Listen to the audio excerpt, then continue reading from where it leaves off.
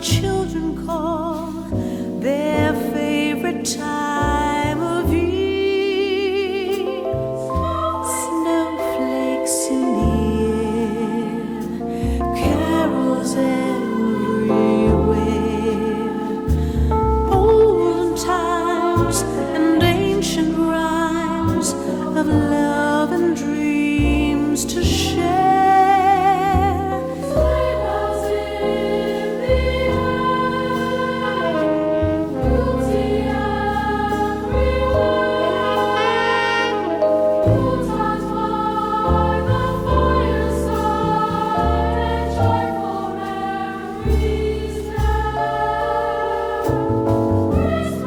Christmas time is here, we'll be drawing near. Oh, that we could always see such spirit through the year.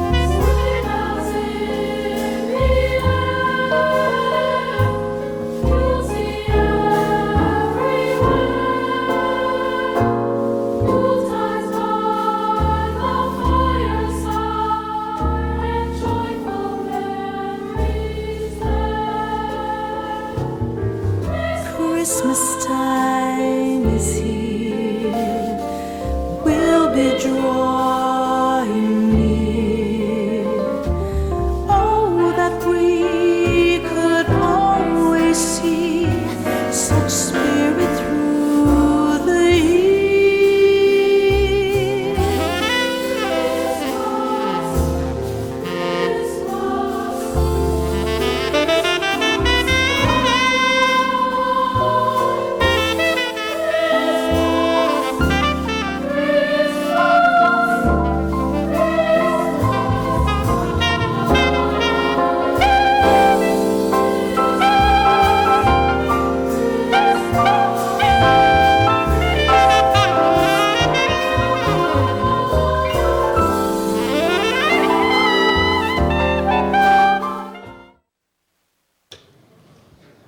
Good morning again, everybody. Welcome to City Hall, welcome to Council Chambers, and welcome to a meeting of the Los Angeles City Council for today, Wednesday, December 17th, 2003. The City Council meets every Tuesday, Wednesday, and Friday at 10 a.m., or as close to it as we can achieve a quorum. Meetings are open to the public, and we do invite you to join us. For members of the public unable to attend council meetings, we can be viewed live on your cable station, Channel 35. We can also be viewed live via webcast from the city's homepage or heard via council phone. Madam Clerk, please call the roll. Cardenas, Garcetti, Grohl, Han, Labange, Ledlow, Misikowski, Parks, Perry, Reyes, Smith, Villaraigosa, Weisstein, Padilla, 10 members present and a quorum, Mr. President. Thank you very much. We have achieved a quorum and the council is officially in session. Before beginning with the matters appearing on today's agenda, I'd like to recognize Councilmember Reyes for a presentation.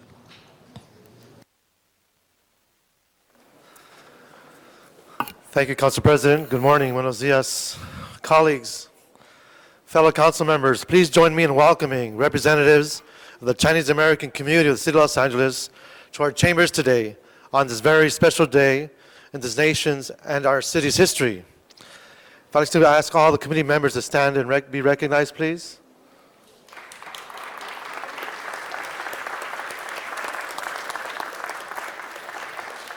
Thank you.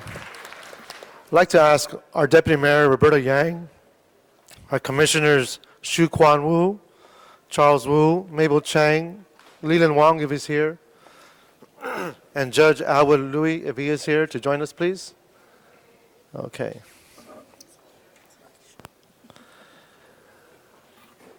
Colleagues, today is a very significant day in that we're being joined by the following individuals, and if you can please take a seat.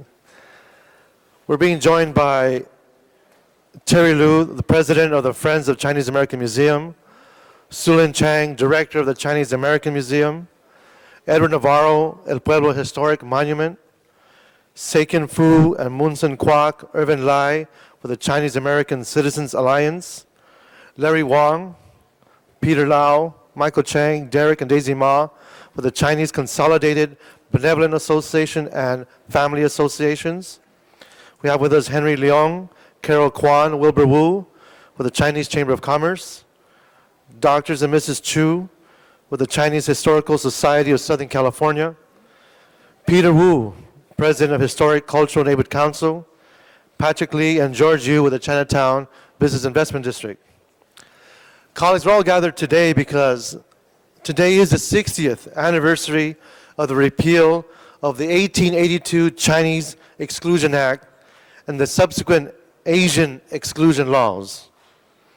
It's extremely fitting that the City of Los Angeles commemorates this 60th anniversary of the repeal of these egregious laws that denied the civil liberties and rights to citizenship to the Chinese people solely on the basis of their race and ethnicity, and that we remember the great harm and injustice that has been done to the Chinese American community of this city and this nation. The restrictions of the Chinese Exclusion Act effectively led to the destruction of communities and the deliberate division of families over generations, to the separation of husbands, wives, and children, and even today, 60 years after its repeal, the oppressing and discriminatory legacies of exclusion persist among that era's survivors and their descendants, to the lingering bitter memories, unresolved questions of family history and self-identity, and for many, continued family separation. So colleagues, it is very appropriate for us to remember our nation's and this city's past discriminatory and unjust laws that decry the democracy that we stand for. Colleagues and members of the audience, the advancements of this great nation depends on acts correcting grave injustices, such as the Chinese Exclusion Act, and remembrances and commemorations as we do today in council chambers are necessary to prevent the enaction of similar shameful and unjust policies against peoples of and in this nation, and to foster healing, great understanding, and appreciation for all peoples. On May 6, 1882, the 46th Congress enacted the Chinese Exclusion Act, and it stated in part, whereas in the opinion of the government of the United States, the coming of Chinese laborers to this country endangers the good orders of certain localities within the territory thereof. Therefore, the coming of Chinese laborers to the United States be and same is hereby suspended. That hereafter no state, court, or court of the United States shall admit Chinese to citizenship. On December 17, 1943, the 78th Congress enacted the Chinese Exclusion Repeal Act, and it stated, be it enacted by the Senate and the House of Representatives of the United States of America and Congress assembled, that the following acts or parts of acts relating to the exclusion of deportation of persons of the Chinese race are hereby repealed. When you remove these laws that are anti-Chinese or anti-anything, it's a forward march for democracy in this country. We all must remember December 17th, 1943. Today, colleagues, I ask you to join me in presenting this resolution to the Chinese American community of the City of Los Angeles as this city's acknowledgement and apology of the great injustices done to the Chinese Americans and other Asian Pacific Americans by our city, the state of California, and this nation. And as our further acknowledgement of the ever-continuing contributions to the City of Los Angeles by the Chinese American community. Colleagues, we are honored to be joined by the representatives of the Chinese American oldest Asian Pacific American civil rights organizations, the Chinese Consolidated Benevolent Association, and the Chinese American Citizens Alliance, and to have so many distinguished Chinese American members within our own city's family. As I am joined here today by Deputy Mayor Roberta Yang and several of our city commissioners, Mabel Chang, City Planning Commissioner, CRA Commissioner and Vice Chair Xu Quan Wu, Workforce and Investment Board Member Charles Wu, Department of Water and Power Commissioners and Vice Chair Leland Wong, and our Harbor Board Commissioner Judge Alwood Louis. The Chinese American Citizens Alliance is one of the oldest Asian Pacific American civil rights organizations in the country, and it was initially formed to fight the racially exclusionary legislation. Lacking police protection and political representation in matters that affected their lives and work during the Chinese exclusion, the community founded its own organizations for mutual aid and services. The Chinese Consolidated Benevolent Association, the umbrella organization of all other groups, Wang Gong Ha Family Association, Lung Kong Ti Yi, the Four Family Association, are some of the oldest in the city's history and continue to provide such services to the growing Chinese American community of Los Angeles.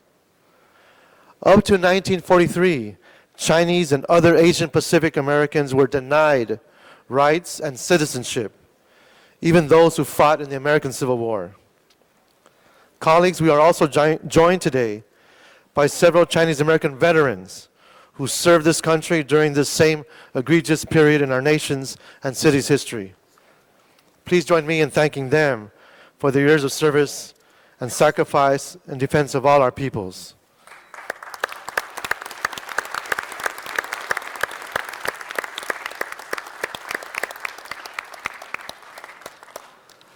Congressman Honda has introduced HJ Resolution 45, a bill to grant posthumous honorary citizenship to Asian soldiers who fought in the Civil War.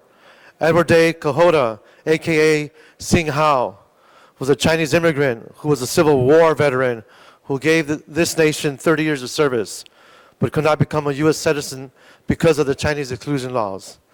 The adverse impacts and negative impacts of the Chinese Exclusion Act on the Chinese American community continues today.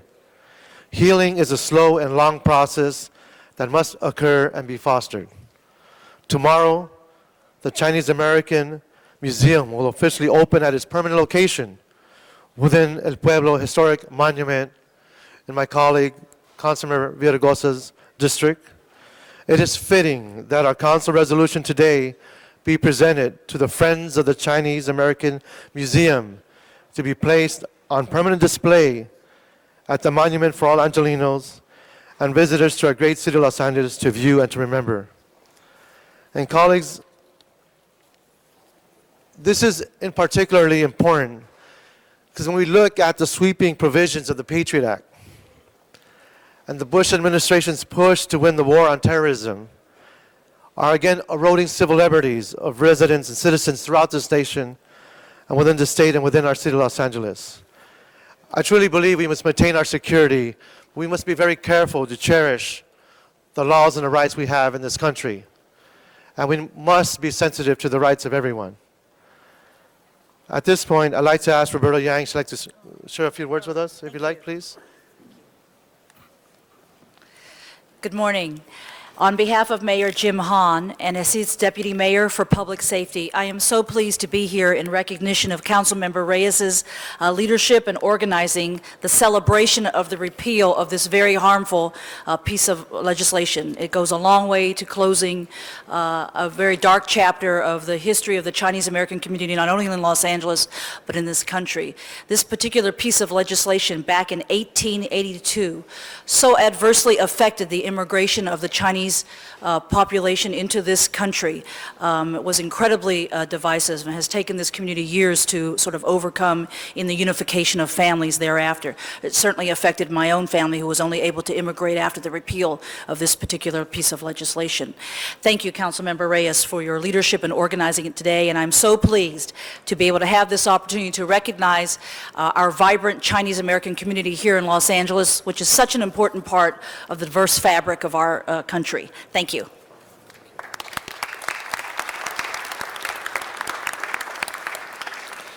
I know for many, we talk about what's happening today, but in my hand I have a original copy of a U.S. Department of Labor Immigration Naturalization Service, a description that allowed the parent of Sharon Lowe, who works with me, a real copy of what individuals had to go through just to be able to provide a living for their families.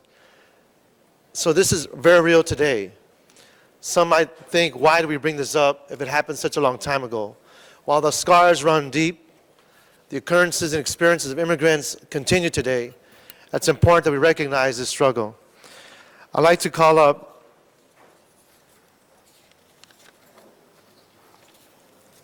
Terry Liu, the president of the Friends of the Chinese American Museum, and Sulin Chang, the director of the Chinese American Museum, so I can present to you this certificate so we may acknowledge this historic event and a continuous reminder for everyone how important our rights are as human beings and as citizens. Thank you very much.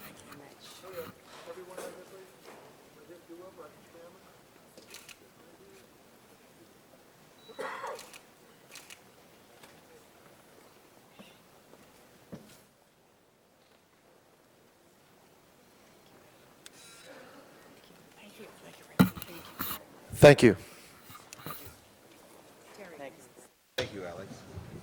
Thank you, Mr. Reyes.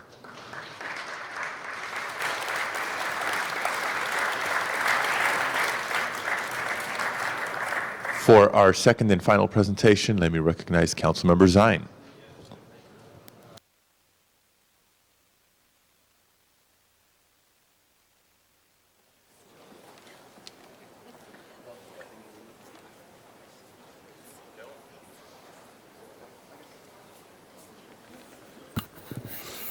Thank you, Mr. President, colleagues. We have heroes in our city, and oftentimes we see them in uniform. They wear the blue uniform, the black uniform, and they protect our citizens on a daily basis. And you look at the group of individuals standing with me this morning, these are local heroes from the Los Angeles City Fire Department who have done time overseas in Afghanistan and Iraq, and some of them are going to be returning to that area of conflict, and some of them will remain and return to active duty with the Los Angeles City Fire Department. When I heard about the number of personnel from the City of Los Angeles that were active duty and activated and shipped overseas, I wanted to make sure we recognized and showed them our appreciation and our respect on their return to the City of Los Angeles.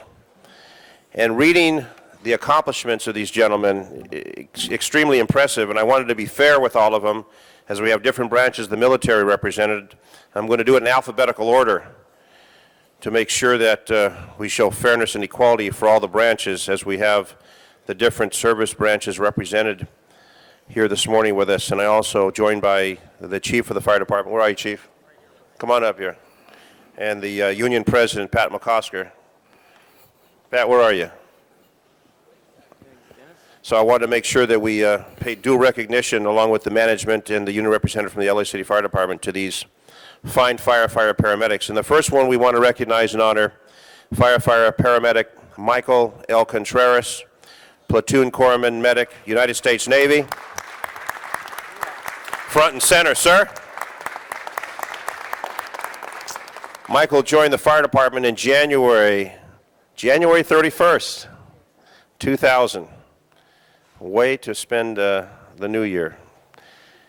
Enlisted United States Navy, January 1989, activated, then deployed in February 2003, and served overseas in a variety of assignments: Naval Gunfire Liaison Company, Force Reconnaissance, platoon, 9th Platoon, platoon corpsman, paramedic, provided direct patient care for 24 Marines.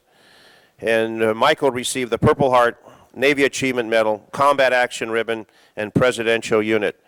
Michael, we appreciate your service to the country and to the people of the City of Los Angeles. And here is a commendation from the City of Los Angeles recognizing your military accomplishments, and welcome back home. Thank you.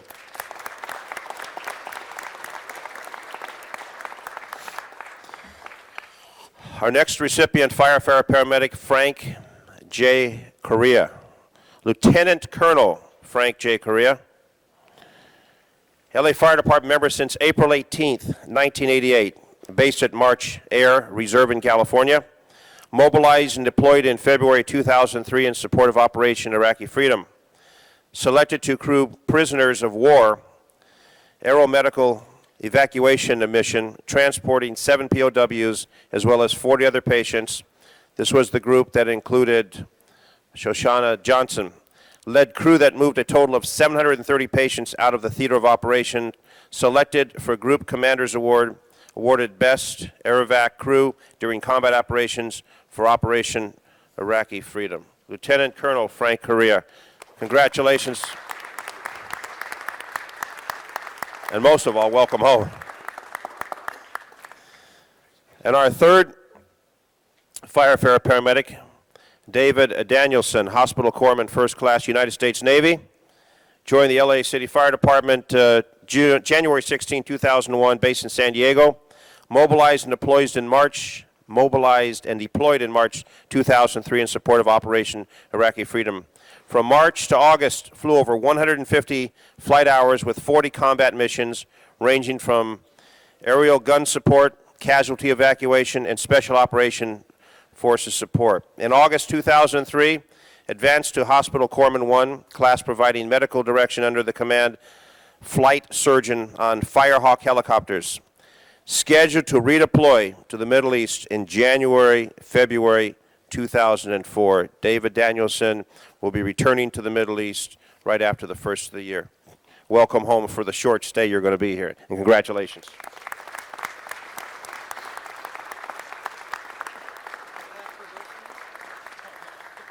Chief wants to know if he passed probation. We'll make sure he does. Our next recipient, firefighter paramedic Joe Robles Jr. Joe Robles Jr., United States Air Force, LA Fire Department member since November 13th, 2000. Activated November 2001. Deployed to Turkey in August 2002 to support the no-fly zone and pull rescue support for operations over Iraqi border prior to the war. Once the war began, Turkey no longer supported the United States in operations from their border, and they locked down all of the aircraft. Finished active duty in August 2003, and Joe is back active duty with the LA City Fire Department. Joe, congratulations, and to you, welcome home.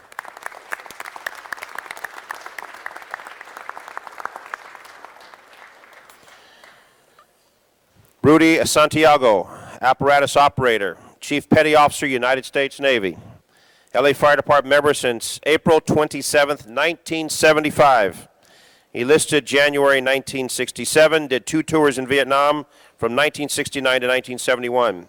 Activated for Operation Enduring Freedom February 2003 and deployed to Kuwait February 2003. Assigned to 1st Marine Force, commanding convoys in Iraq in support of Operation Iraqi Freedom, over 10,000 miles total, supplying personnel, equipment, materials, and supplies. Deployed overseas for 6 months, 1 day, and 17 hours. Rudy, congratulations and welcome home to you. Thank you. We'll do more pictures in the back, so we'll do plenty of pictures. And our final recipient in alphabetical order, Firefighter 3, Michael P. Stevenson, Hospital Corpsman, First Class, SEAL, U.S. Navy. You know that governor from Minnesota, I'm sorry, Minnesota. I said he looks like a policeman.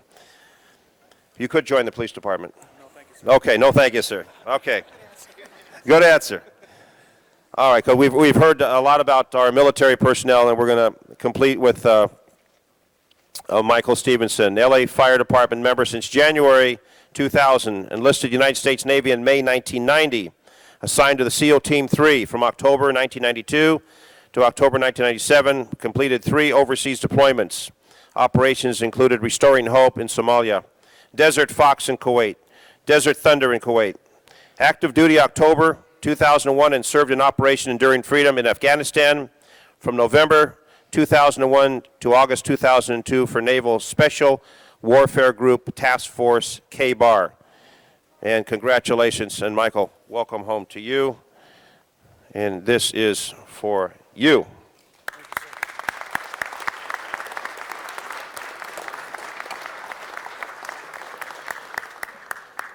We want to show our appreciation for the members of the military and their families that were to do without them during their time protecting people of our great land. And the fire department continued their operations, their families continued to do their activities, and they received tremendous support from the fire union, also from the LA City Fire Department. I want to give the microphone to the chief of the fire department and then to Pat McCosker from the union from UFLAC for a few words of acknowledgement. Thank you, Councilman Zine, and I want to express our appreciation to the councilman for taking the time to recognize our members. I know he was with us out in his district a few months ago when we had 3 of the members that were back at that time, and he did make a point to say he wanted to bring all of our members down here to council. We are very proud of the firefighters and servicemen that you see behind us. That the role that they play, really the 2 hats that they wear, they serve the citizens here in Los Angeles on a daily basis and serve the citizens of the United States internationally for our country. After we conclude here, we're going to be going over to our Frank Hodgkin Training Center for a little luncheon, which is, as you all know, a very special place. Used to be the Naval Reserve training armory for the both the Navy and the Marine Corps. So there is a special attachment that we have to the armed forces, and that our members continue to support our country internationally and also serve our citizens locally. So on behalf of the department, I express our appreciation to the entire council for recognizing our members here today. Thank you. Thank you, Chief. And now Pat McCosker from UFLAC, United Firefighters of Los Angeles. Thank you, Councilman Zine, Council President, members of the council. Just a few weeks ago, I got to stand here with another group of firefighters that you were also kind to have brought in to recognize, and it was the group that had gone to a representative of all the firefighters that went to fight the wildfires we had all across Southern California here. And as I stood there with that group, I remember saying that firefighters are givers. It occurs to me that these guys are shining examples of that. They certainly spent the last several months over in Iraq and Afghanistan giving Saddam Hussein and the Taliban more than they could handle. But they're also givers in every sense of the word back here at home. They're certainly still on the front lines, I think, in the war on terrorism, really, as they perform their duties as firefighters. It seems to me that the work that they did over there and what they do here for the citizens on a regular basis now is not all that different. It really involves a lot of the same kinds of sacrifices and dedication to duty, willingness to put oneself in harm's way for the safety and protection of others, long hours away from family, and all those kinds of things that I think really make firefighters great soldiers and soldiers great firefighters. So I really want to say on behalf of all of their co-workers, thanks for all that you do and did over in Afghanistan and Iraq. Thanks for your work with us here, and congratulations, and we're very, very proud of all of you. Thank you. Thank you. And I just want to acknowledge, I think we have some family members here this morning. If the family members can please stand and be acknowledged. Family members of our soldier firefighters, thank you for coming today.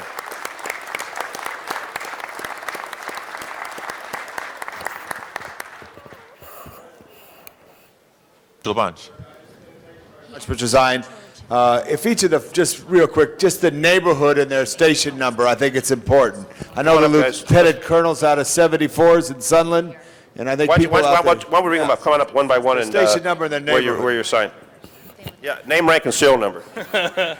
Firefighter Paramedic Danielson. My last house was at Fire Station 46, just south of the Coliseum, and I reside in San Pedro. I'm firefighter paramedic Contreras. I grew up in Two's First End, and my last station was Fire Station 13 in Union Pico District.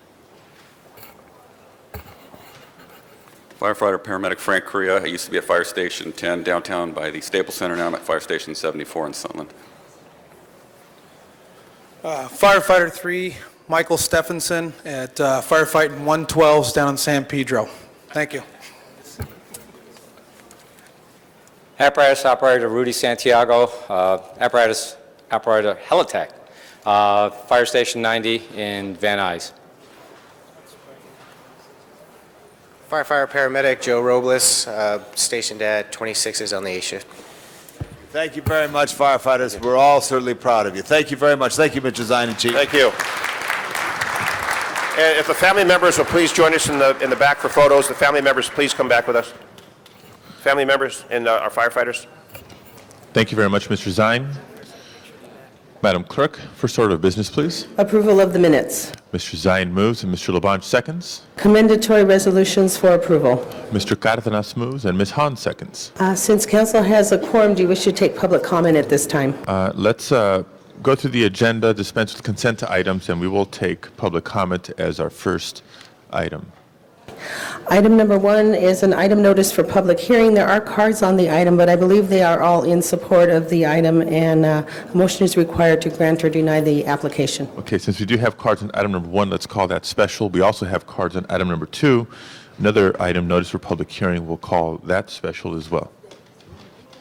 On item 1, I think they were all in favor of that. Okay. And if So do they not want to be heard? They have agreed, I think, that if we just move the item, Okay. they're willing to. Glenn Conte, Mike Lyons, and Steve McLaren. If you're here and are okay with not speaking, I think we're going to move forward with this item. You're okay with that? Okay. Your cards will be added as part of the file. Item number 1, public hearing is closed. Ms. Gruhl moves approval. Any further discussion? If not, then let's take a vote on item number 1. Please open the roll, close the roll, and tabulate the vote. 15 ayes. That is approved. We do have cards on item number 2. Let's hold that as special.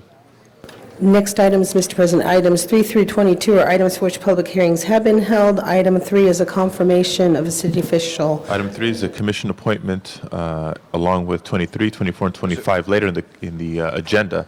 Mr. Let's Padilla? hold all commission appointments special. Number Mr. 3, the reappointment, the gentleman's not going to be here. He's a resident of CD 13. It's a reappointment. He's done very good work, and we could probably move on it on consent if there's not Okay. objection. Is there any objection? Okay, if there's no objection, then we will take item 3 along with the other items. Items 3 through 22 before us at this time. These items have had public hearings. A motion from the floor would be required to reopen the public hearing. Seeing no such motion, do we have any requests for specials? Mr. Garcetti? Number 6, please, Mr. President. Number 6, call special by Mr. Garcetti. Mr. Parks? Number 8. Item 8, call special by Mr. Parks. Ms. Hahn? 9, please. 9, call special by Ms. Hahn. Mr. Garcetti, request item 6 go forward on consent, not called special. Mr. Ludlow? 21. 21, call special by Mr. Ludlow. Ms. Gruhl? No. Any other specials? Seeing none, on the balance of the items, Madam Clerk, please open the roll. Please close the roll and tabulate the vote. 15 ayes. Those are approved. Forthwith on item number 3, please. Next item. Items for which public hearings have not been held, items 23 through 54. 10 votes are required for consideration. Okay, without objection, these items shall be considered before the City Council today. Items 23 through 54 now before us, and I do not have requests from members of the public to address the Council. Public hearings are open. Public hearings are closed. Requests for specials, 23, 24, and 25 shall be held as these are commission appointments. Any other specials? Seeing no further requests for specials, please open the roll on items 20. Excuse me, Mr. President, I believe there was a request to continue item number 45, although I don't have a date for continuance. So if a member of the public wishes to view the records to be destroyed. Okay, that's a request then from the city clerk's office. Do we have a time frame for the continuance? I believe 30 days should be sufficient. Okay, is there any objection to continuing item 45 for 30 days? If not, then item 45 is continued. Items 26 through 54, with the exception of item 45, please open the roll, close the roll, and tabulate the vote. 15 ayes. Those are approved. Next item, please. Next items are closed sessions 55 through 64. Do you wish to hold those on the desk? Let's hold all closed session matters on the desk. On the continuation agenda, item number 65 is an item for which public hearing has been held. The ordinance is on the file and before the council today. Okay, item 65 now before us. Members wishing to call this item special. Seeing none, then let's open the roll, close the roll, and tabulate the vote. 15 ayes. That is approved. Forthwith on 65, please. Excuse me, item number 66 is an item for, actually, public hearing was held yesterday, and Both Ms. Gruhl and Mr. LeBlanc would like to call that item special. Item 66. Next item, please. 67 and 68 are also closed session items. To be held on the desk. Do you wish to take public comment up at this time? Yes, public comments as part of our new rules comes at the beginning of our meeting, and the council calls forward Arlene Glasser to be followed by Duke Russell. Please come forward at this time.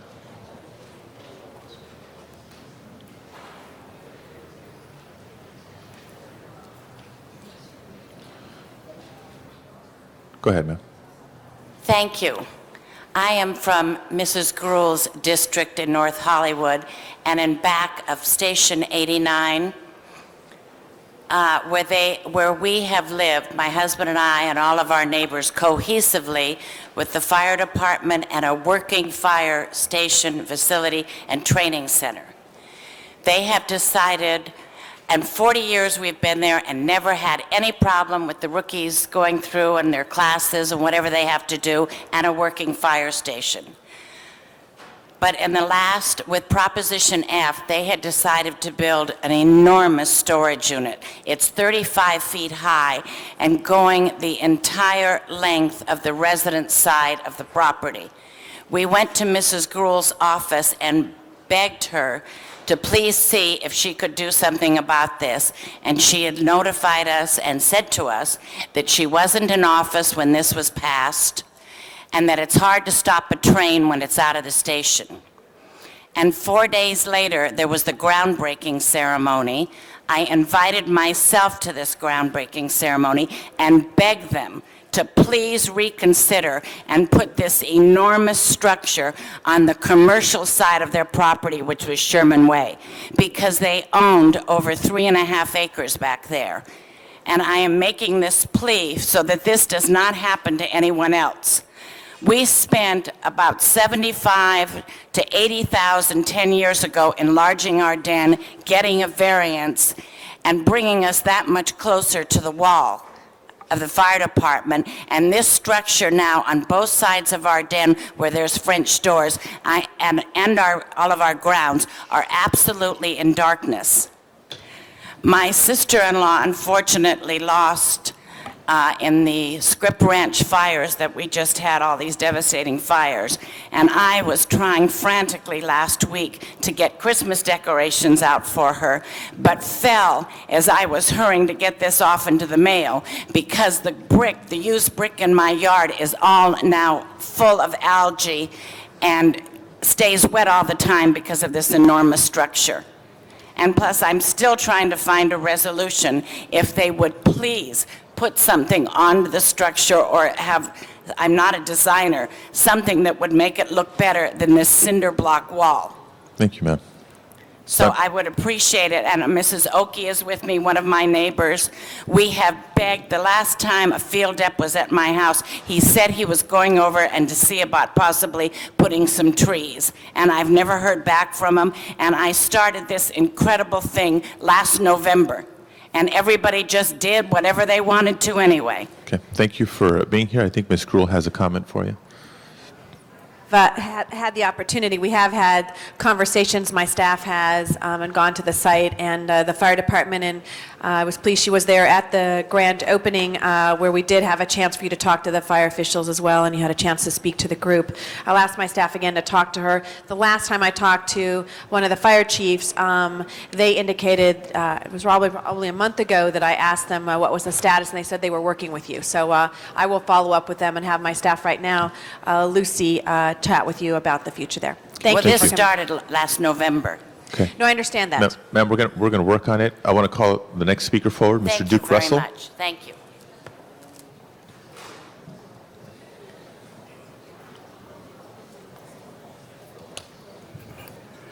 Mr. President and members of the City Council, I'm sorry I have to come back again today, but this is a grave matter for the City of Los Angeles. I'm trying to save the sports field at Los Angeles City College. Yesterday, after I spoke, I gave you all the information I think that you need to know that this is a terrible situation. I would like the City Council to vote on this idea that I have that seems reasonable, that the Community College District use some of the $241 million that the taxpayers of this city recently gave to LACC for parking structures and beautiful new buildings. That will save the sports field. Mr. Garcetti, when I finished my speech, said he would write a letter, and Mr. Labange, I presume, will sign it. That's good, but we really need a motion here because we've been in contact with Mr. Garcetti several months ago. 8 of us met with him to ask him for his immediate support to prevent the parking lot from destroying the field where Tom Labange played football and member Bernard Parks played football. Famous actor Billy Barty played football. I played baseball. Hundreds of returning servicemen have played there. Let's save the field. This is very good for the city. So please, let's make a motion and take a vote on it. Okay. It's a solution to a problem. It's a man-woman-made problem. Very simple. They have $241 million. Use a few million and get rid of the golf range. Thank you, sir. Thank you. This concludes public comment for today's meeting. Mr. Garcetti. I just wanted to update you, and thank you again, Duke. The letter's going out today. Tom is going to be signing on it too, and we'll look at what kind of a motion we can do too. And we've been in regular contact now as they're doing a hiring of a new president as well. So that hopefully gives us a little bit of an opening to be able to influence new leadership at LACC too. Well, just one thing. I went by LACC yesterday, and they've got dirt all over the green grass, which will kill the grass. And then next, I suppose, will come the asphalt. So please, let's act. Thank you. This concludes public comment for today's meeting. Madam Clerk, next item, please. Mr. President, there are commissioners before council today. Item number 23 is confirmation of William Rodriguez to the Commission on Children, Youth, and Their Families. A committee waived consideration. There has not been a public hearing. Okay, and public hearing has been satisfied. There's no cards today. If Mr. Rodriguez can come forward. Members, item 23 is currently before us. Members wishing to be heard on the appointment of William Rodriguez, beginning with Mr. Cardenas. Mr. Rodriguez, some of us may be very familiar with what you bring to the table, and I think it's pretty impressive. Could you give us a few seconds of perhaps some of the issues that you've been involved in here in the city of Los Angeles and how that lends itself to the responsibilities of being on this commission? Well, I've been extremely involved on a grassroots level, in particular in the San Fernando Valley. One of my passions is to stem, violence in our community. And then as a result, I've been very fortunate to be able to engage, all aspects of the community and able to convene community as it relates to dealing with, the cause, not just the symptoms of violence. We're very involved in many of the schools. We're involved with many community groups, parents, etc. So you literally have been dealing on a day-to-day basis with children, with youth, and their families, literally? Absolutely, That's what you do on a full-time basis. absolutely. And how long have you been doing this formally? And Form- informally? Well, informally since the 70s, but more formally since 1993. A lot of work with the faith-based community also.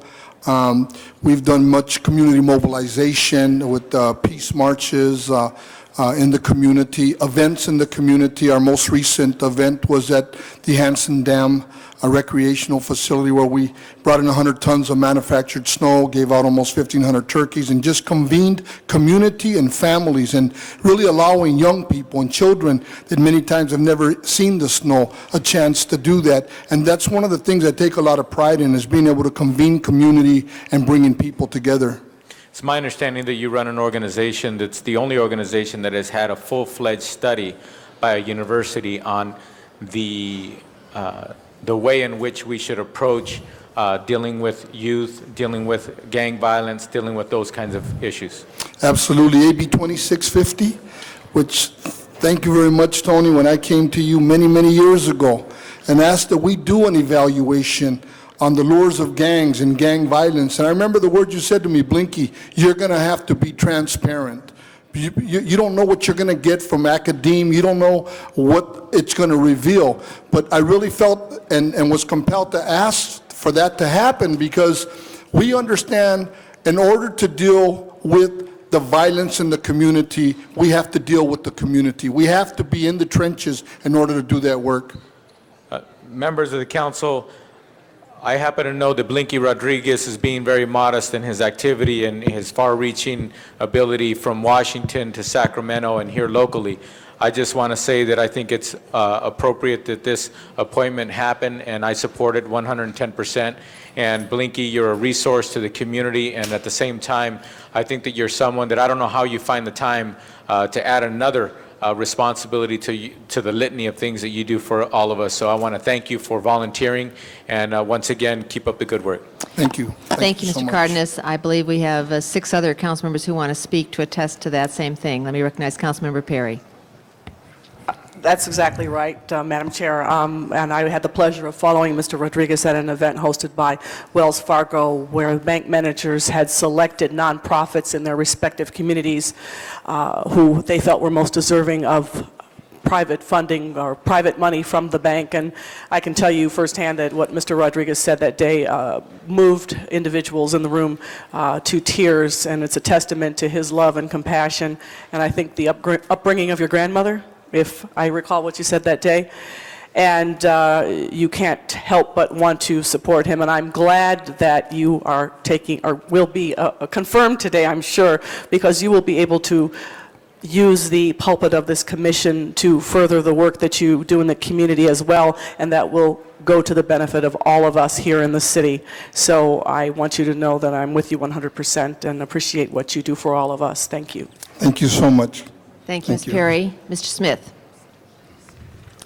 Yeah, thank you, Mr. President. First of all, I just want to say, many years ago, I had the opportunity of meeting Blinky Rodriguez, and when they said we had an appointment with a guy named Blinky, I was concerned right off the bat. But over the years, Blinky, you've not just been a great leader in the community, but you took a tragedy in your life and your young life and your involvement in gangs and turned it into a positive and a role model. And the important thing is we see a lot of commissioners come through here and a lot of great people giving their time, their efforts to the city of LA, but you do more than that. You've been a real role model to people that want to change their life, that want to get out of the gang lifestyle. And I can't think of a person in this city better qualified than you are to serve on this commission. And I'm just delighted you've been appointed, and I'm looking for great leadership from you, because that's what you've been doing for so long. And congratulations to you. Thank you so much. I appreciate your words. Thank you. Councilmember Reyes.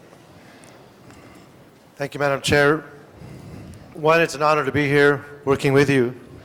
I'm glad to see that you're being considered for this position.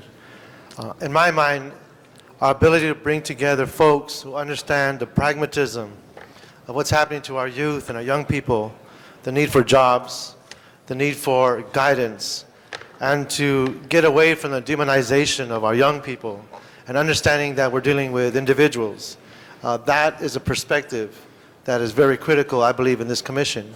But more importantly, I challenge you. I challenge you to see if we can work with the other commissioners in other departments, in other city, if you will, engines of our economy and how we can start peeling away those connections between our revenue and our need for creation of jobs for our young people. If anything, it's that option, that alternative that I believe will give them another way out instead of that downward spiral in the cultures that we find of our sub-economy and this drug culture and this gang culture. So being there and being part of that environment, those of us who grew up in those neighborhoods, we understand that opportunity. And I'm just glad to see you there and hopefully shed some light and provide that stewardship in drawing those connections. Thank you for your hard work. Well, thank you so much, Councilman Reyes. I will do all that I can to enlighten, breathe vision into people, give them maybe a better understanding, give them a glimpse of what happens in the trenches. I truly believe that jobs create peace, and I recognize the need to deal with individuals.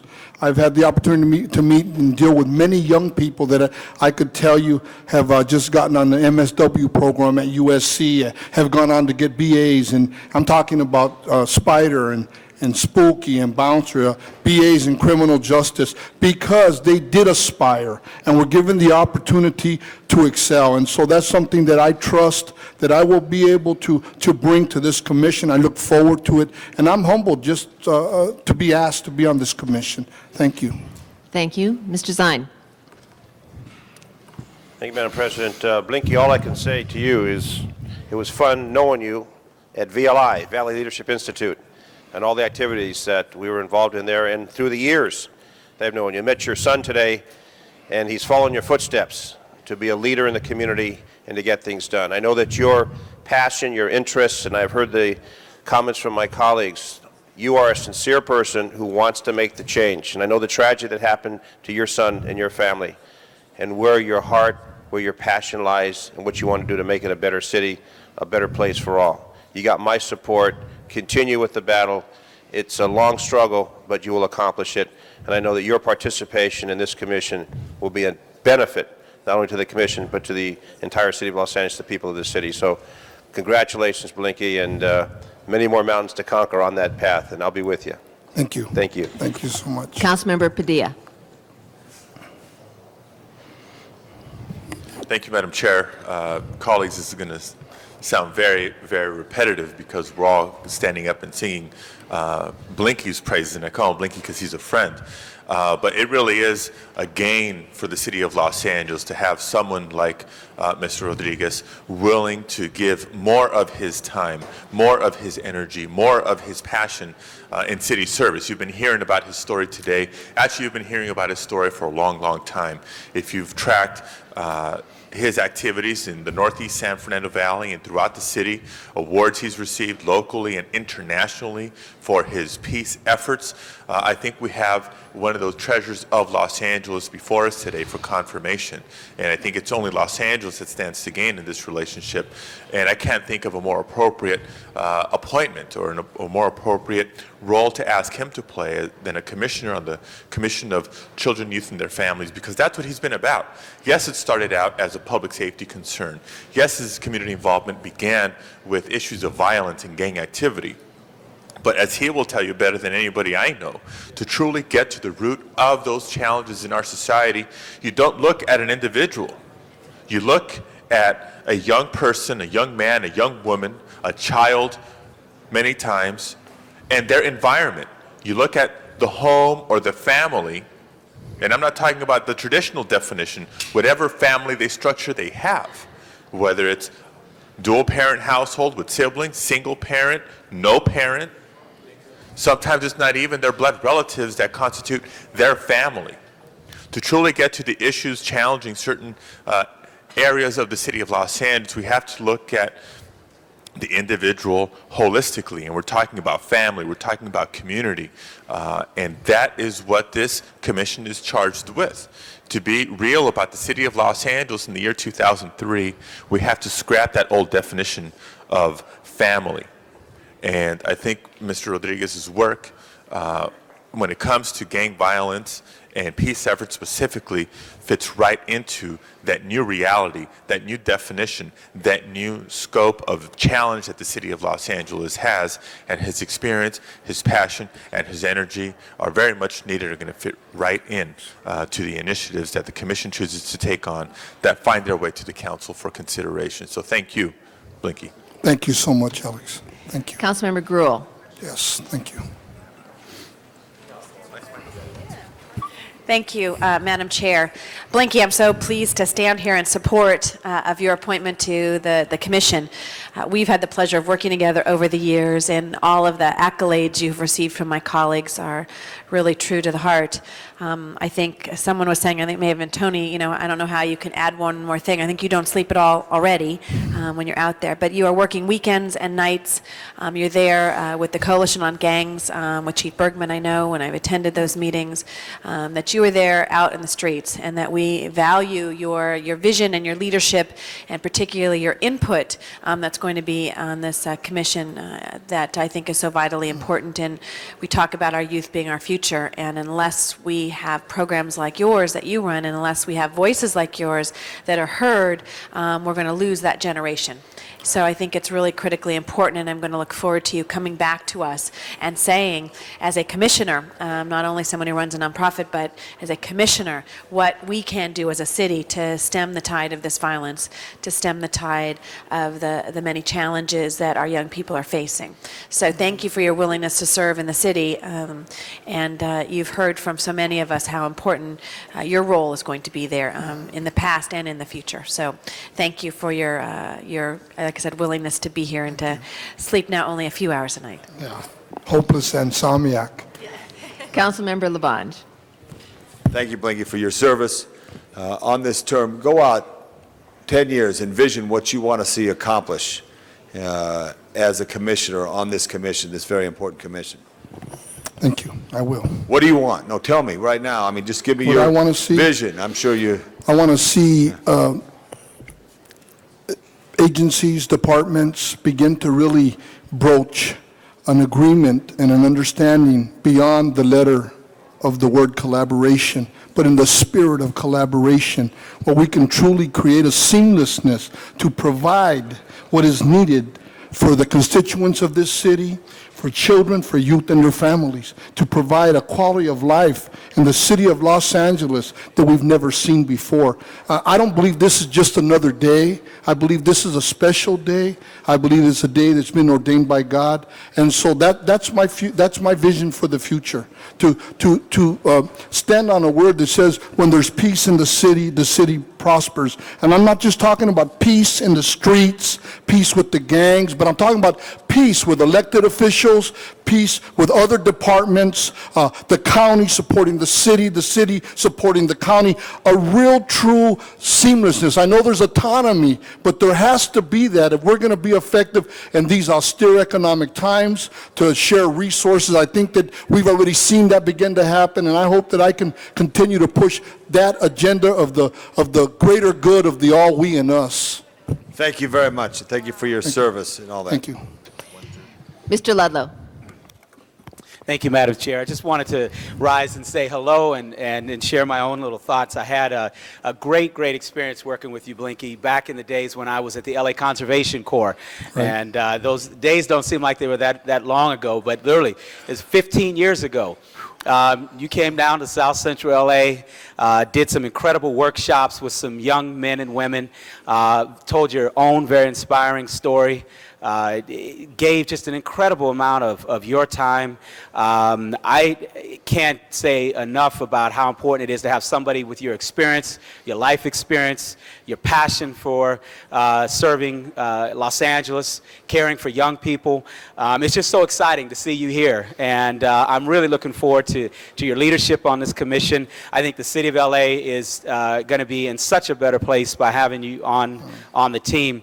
I also remember you back in the days, that was probably around 91, 92, in Councilmember Ridley Thomas's office in the 8th District, sitting around a horseshoe of corporate leaders. And talking about what you saw them being able to do. I think it was actually right after the LA riots, in fact. Absolutely. And your commitment has been steadfast. I think everybody around the Horseshoe who's already spoken has said it well, but I think it's important for the public and everybody here in the city of LA to know we've got a commissioner coming forward with a lot of experience, a lot of leadership, a lot of passion, and more than anything, a lot of compassion. And so I look forward to working with you. We're here to help you in any way, because as you're successful, the city's going to be successful. And I think as Ed Reyes said it, we're going to see a lot of young people in a much better situation having you serve in this capacity. So congratulations to us, congratulations to you, and it's just so exciting to see you taking this new leadership post. Thank you. Thank you so much, Martin. Councilmember Garcetti. Thank you, Madam President. Blinky, I don't know if you're going to pass. Sounds pretty close this morning, but I wanted to also say thank you for being such a hero in the community, and I want to ask you a question, because I think, like Mr. Labange, when we have potential commissioners, it's always good to hear even more. One of the things that's tough about having commission on children, youth, and their families is that young people, where I know you've spent most of your time working, youth issues are not always the same as children's issues, are not always the same as family issues. Those are distinct things. What can we do, not just to youth, but with youth? What is your vision in terms of what this city can do even better than it does today in terms of empowering youth to feel like this government is theirs? Well, I know one of the departments or strategies that we've really grown just as an organization, it's been very effective for us, has been to do home visits. We found that in a lot of communities, people no longer do home visits. And in order to really look at the family, to see what that child that you're working with, for example, the Bridges program at McClay Middle School, well, we're dealing with the most severely at-risk youth on that campus that are there from 3 different housing developments. What we learned when we sent our staff out in the field was that no one was really servicing that parent. And that parenting class that they had would not gravitate to that parent. So we began to look at this. So we began to go to the door and knock, come into the home, really see the environment that the kid was in, and really be able to then put together a case plan that would service that kid, separate and aside from taking them to the Laker games or to a USC football game or whatever that might be. And I think that's critical. I think that because of the day that we live in, the day and age and all the violence, a lot of communities are deemed, apathetic when really they're just afraid. And so we need to compel the parents. So we can't always expect them to come to us. We have to go to them. Once again, it's about service. It's about servanthood.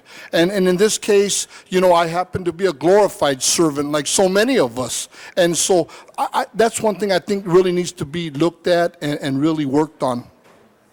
Good. Well, I most certainly are strongly supporting your nomination, and I think one of the most important things we can do is to continue to have youth involved directly in the government process. So whether it's through neighborhood councils, whether it's through the commission, the youth council that we already have, we've looked at, and I know a couple years ago when we had the Democratic Convention here, we had a youth convention at the same time where young people from every single LAUSD high school came together and drafted a platform of action. That was a nationwide one, and they did it in Philadelphia during the Republican convention, but maybe we need to do a local one too, and that'd be a great project to work on together. So congratulations. I think you're going to get through it today. Thank you.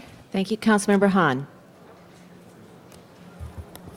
Thank you, Madam Chair. Well, I rise with everybody else to say thank you, first of all. Thank you for your willingness to serve. And I still am one of those that believes very strongly that, gang prevention is really what we need to do more focusing on, because I'm interested in growing up a generation of children who will decide not to join gangs in the first place, because I think our dollars are better spent in prevention, because once, as you know, the tough, hard work is about gang intervention and about really stopping it at that point.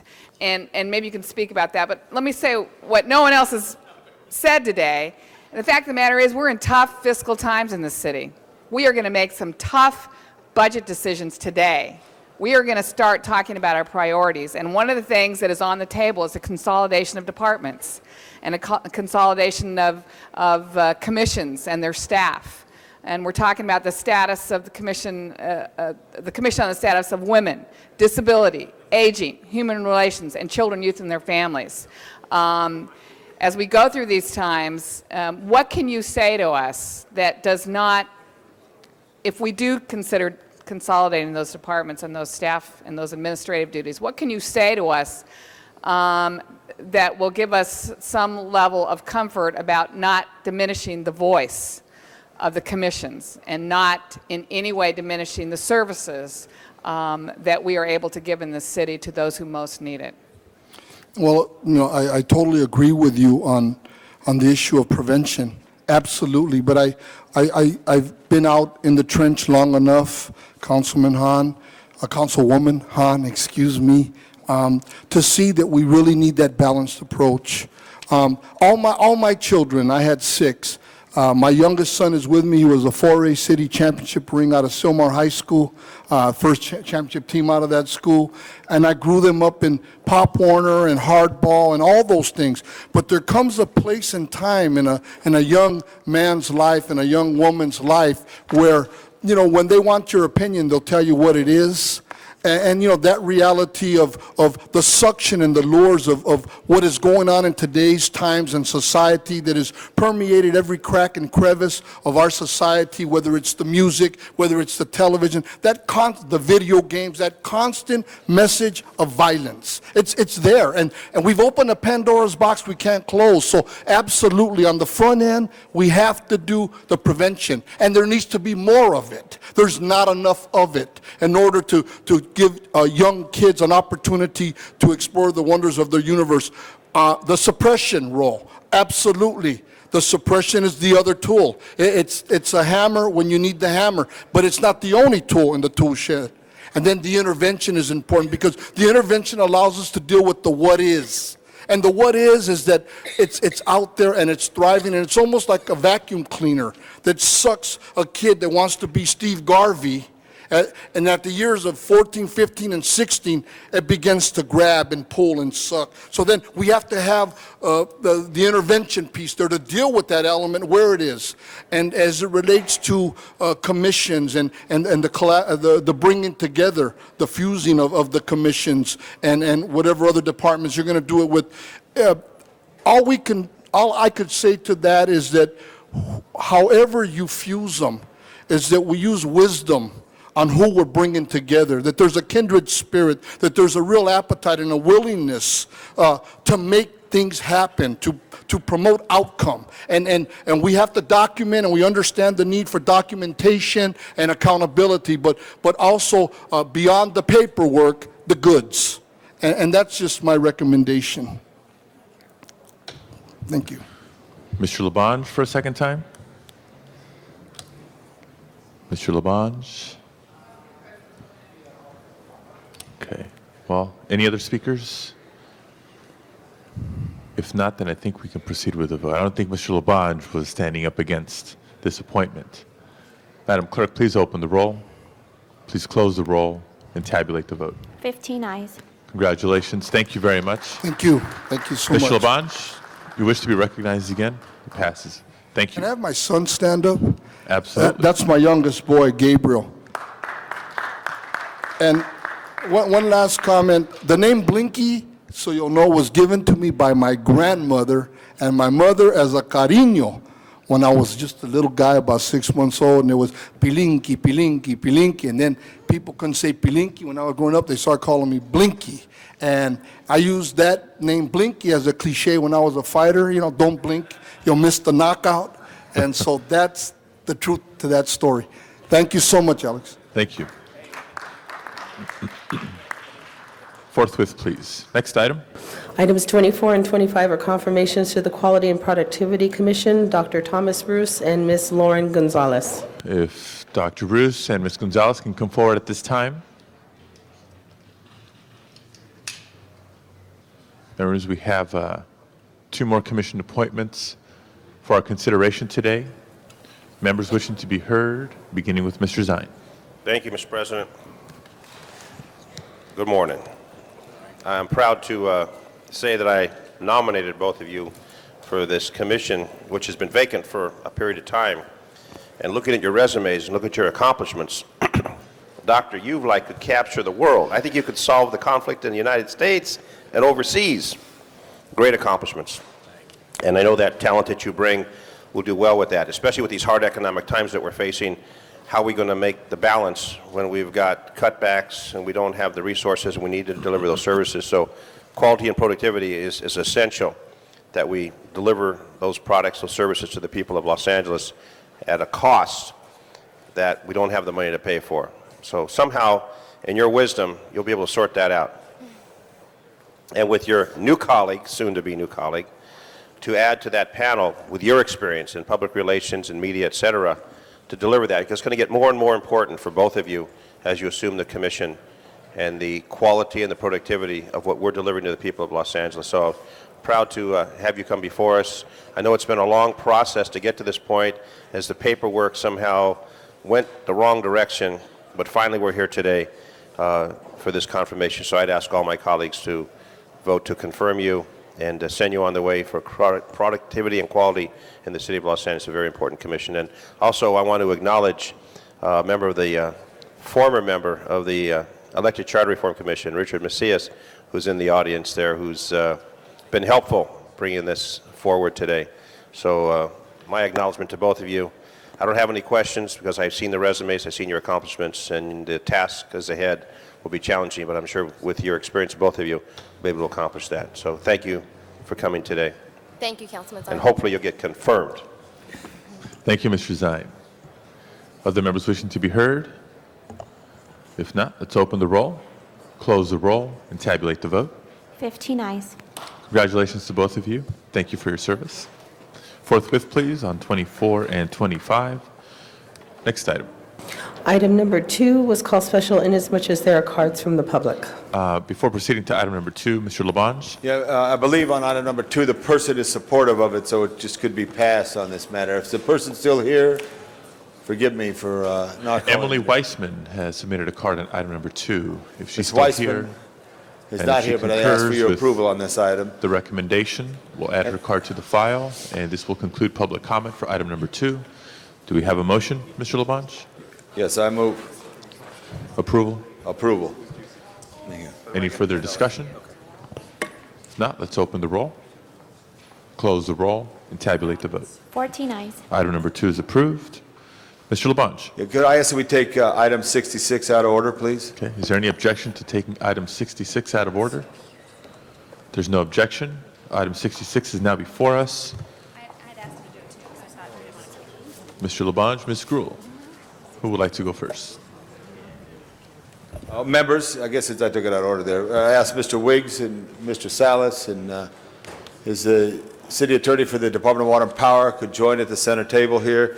This is a continuation of a matter that we had before us as it relates to the longstanding tradition of the city of Los Angeles involvement, the longest standing, longer than Pasadena, because Pasadena doesn't even have a float in their Rose Parade, but Los Angeles has the longest float.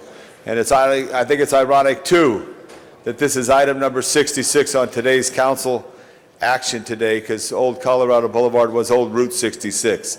So now we're here at the crossroads to find out exactly what we can do to move forward. Yes, we want to support the Valley Economic Alliance. Yes, we want to do the good things that Water and Power does and do the right things. But this is an item that's before us as it relates to the longstanding tradition of this city's involvement in the parade. And mind you, I've done some research prior to this in the last decade or so. It would rotate from the proprietary departments. 1 year airport would pay for it. Then the harbor would pay for it. And then Water and Power would pay for it. Then it would rotate back. Well, everyone else ducked out of it except Water and Power stands tall to help us every time that we ask them.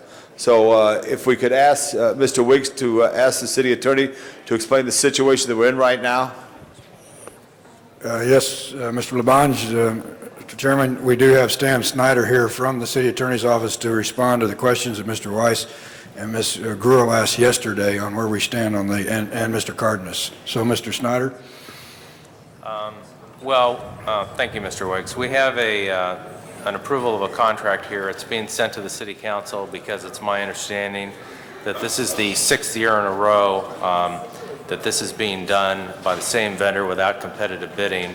The contract is unsigned. However, I have spoken to the vendor this morning, and I have a picture that was provided to me by Mr. Salas indicating that the float is basically complete. The vendor indicates that he has not put the flowers in yet. They're approximately $20,000 worth of flowers, and then there's maybe $600 to $1,000 worth of installation. He said most of the installation is done by volunteers. Apparently the float's already passed the road testing and other testing required by the Pasadena Tournament of Roses. From a legal aspect, at this point in time, we do not have a contract. There are cases, one of the most well-known cases goes back to 1919, where we would have good legal defenses. The problem we have in this situation is that as a matter of equity, you have a person who has relied on the department and essentially fulfilled the contract, and as they say, bad facts make bad law. I don't know that this would be the kind of case we'd want to litigate. Although, as I did say, there is law on our side that since the contract has not been executed, that we do have legal defenses. Members, I think it's all before you here. This is the last time we're going to ask Water and Power, which has always been there. When we've had a challenge in communities, wherever it has been, we've always turned to Water and Power, as before we turn to others. So I ask you for an aye vote. Over 50 million people see this Rose Parade coming down Colorado Boulevard.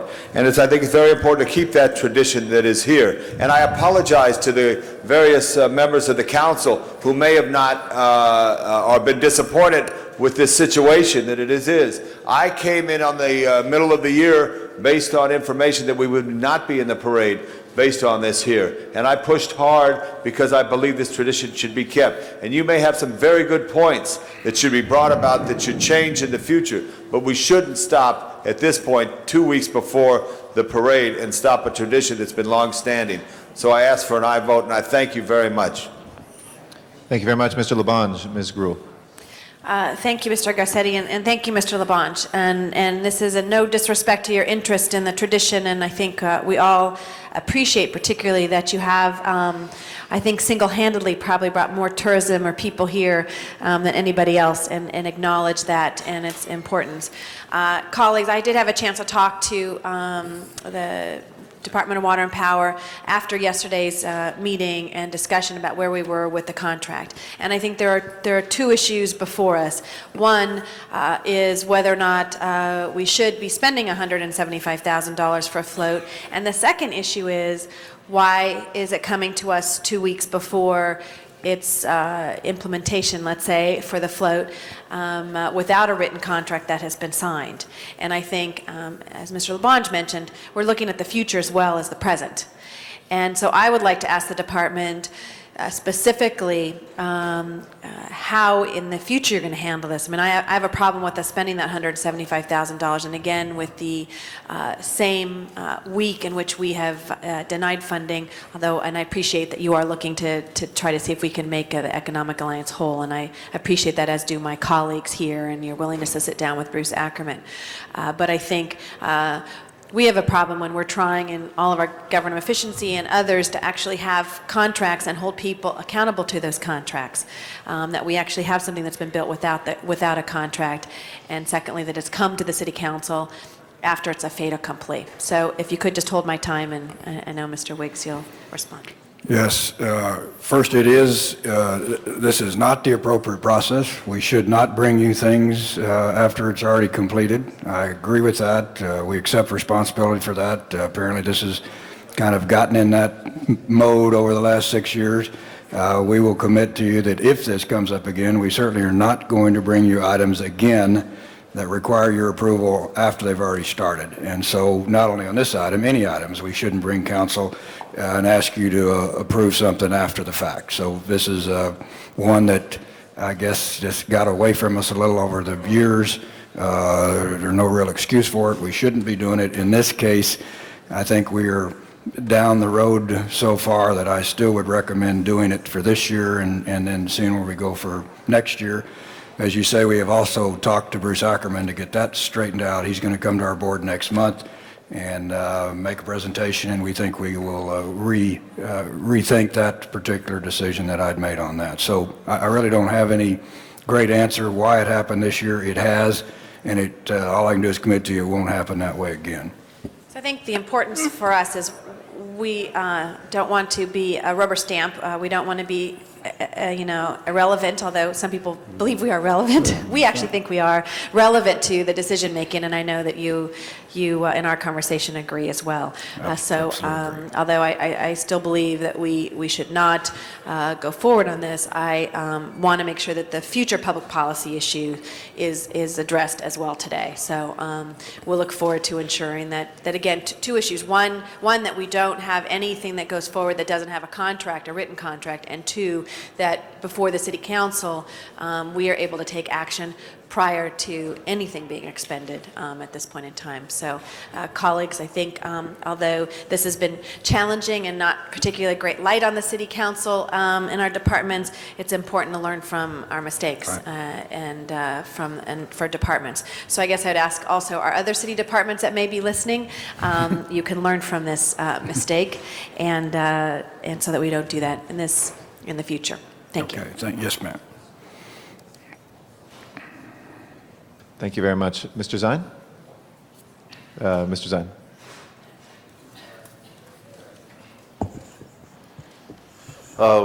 Thank you, Mr. President. Hindsight, looking back, the stories that we hear about the finances, in good conscience, I can't support it. No disrespect to my colleague, Councilmember Labange, but I think that the message of the mistake is that it was not through the fault of your department, but through some political influence that we got to this point. So I don't want to cast any fault upon you, because I understand you folks denied it when it first came about. I don't want to cast any dispersion on my colleague, who has the interests of the city and tourism in mind. But in good conscience, when we're looking at articles that are being published about the lack of funding for all the services we provide, I can't support it, and I won't support it. But I want you to understand the reason I'm not supporting it is because the message it sends is a very blurred message. We don't have funds for this, but we can do something on the other end. A question for the city attorney. If we were to stop production at this particular point and we don't pursue any further, would there be, we could pay some cost but not all the cost? For example, instead of $175,000, if we say what cost we've spent into it, put into it so far, and then cut it at there, is that a possibility also, and not completing it? We would be in the position where the vendor would submit a claim. We could attempt to settle it. The vendor has indicated he's the only thing he hasn't expended so far is the $20,000 in flowers and some minimal installation costs. He's indicating he can't cancel the flowers. I don't know if that's true or not. It would be subject to negotiation or litigation. Okay, so if we were to cut it now, at best we would save $20,000. I can't say at best, because there is case law where if someone works without a contract, they can be deemed a volunteer to the city. And there is an old 1919 case called Gamewell Fire Alarm. However, traditionally our board has tended to settle these types of actions. So it's going to depend on who the judge is. There are a lot of variables here. If it gets to that point? Yes. Okay, thank you. Thank you very much, Mr. Zine. Call on Mr. Weiss. Thank you, Mr. President. I want to thank, where'd Mr. Labange go? Mr. Labange, thank you for your passion and your incredible love, infectious love for this city. No, and not everyone has the love for the city that you have, and you enrich all of us with your incredible feeling, the depth of your emotion for the city of Los Angeles, and it's really an inspiration to all of us. Thank you, Mr. Labange. And thank you, Ms. Gruhl, for raising this issue and raising it in the context of what many of us who represent the Valley justifiably feel was a very unfortunate juxtaposition with respect to the Economic Alliance. Thank you, Mr. Wiggs, for your commitment to revisit the issue of the Economic Alliance, and for your forthright statements this morning, and for your statements about how things would occur in the future. I guess I would just make one request of the city attorney's office. Tell me if you believe this is a problem. I think it might be a good idea. Apparently it's necessary. Wish it weren't necessary, but apparently it is, for the city attorney's office, by way of memorandum or letter or somehow or other, to notify city departments of something that ought to be manifest and obvious in the first instance, namely that when city departments enter into contracts which ultimately require council approval, those contracts are not in fact legally binding contracts in the view of the city until the council gives its approval, and so no assurance or sentiment ought to be given to the other contracting party that the contract is a done deal unless and until the council acts. It's a restatement of what you say is the law, what I believe is the law, and our votes here have to mean something today, which is why I won't be able to support this.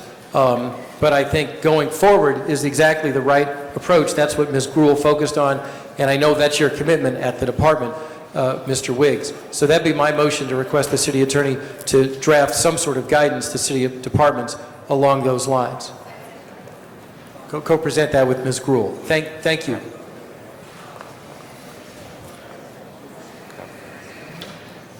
Thank you, Mr. Weiss. Other members wishing to be heard on this item? If not, let's proceed with the vote. Madam Clerk, please open the roll. Roll is open. Please close the roll and tabulate the vote. 11 ayes, 3 no. That is approved. Next item, please. Thank you, Councilman. Item number 8 was called special by Councilmember Parks, and the report has been submitted and distributed to the council members. Mr. Parks. Thank you, Mr. Chair. Before I make my presentation, I'd like to ask Mrs. Chick to come up. She made a presentation at the Budget and Finance Committee, and I think it'd be appropriate to have her start off this presentation. Mr. President, just a brief point of order. I just want to make certain that my motion was included in the action that we just took. Yeah. Thank you. Without objection. Yeah.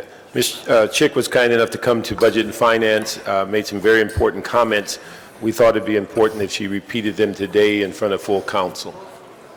Thank you, Councilmember Parks. Council President, council members, it will take me just a moment and I will read the letter in its entirety because I think it says it quite clearly. Despite the requirements of the state constitution, the governor and legislature have withheld cities and counties' share of the vehicle license fee. To date, the City of Los Angeles' loss from the vehicle license fee is $47 million and is likely to total $150 million by June 30th, 2004.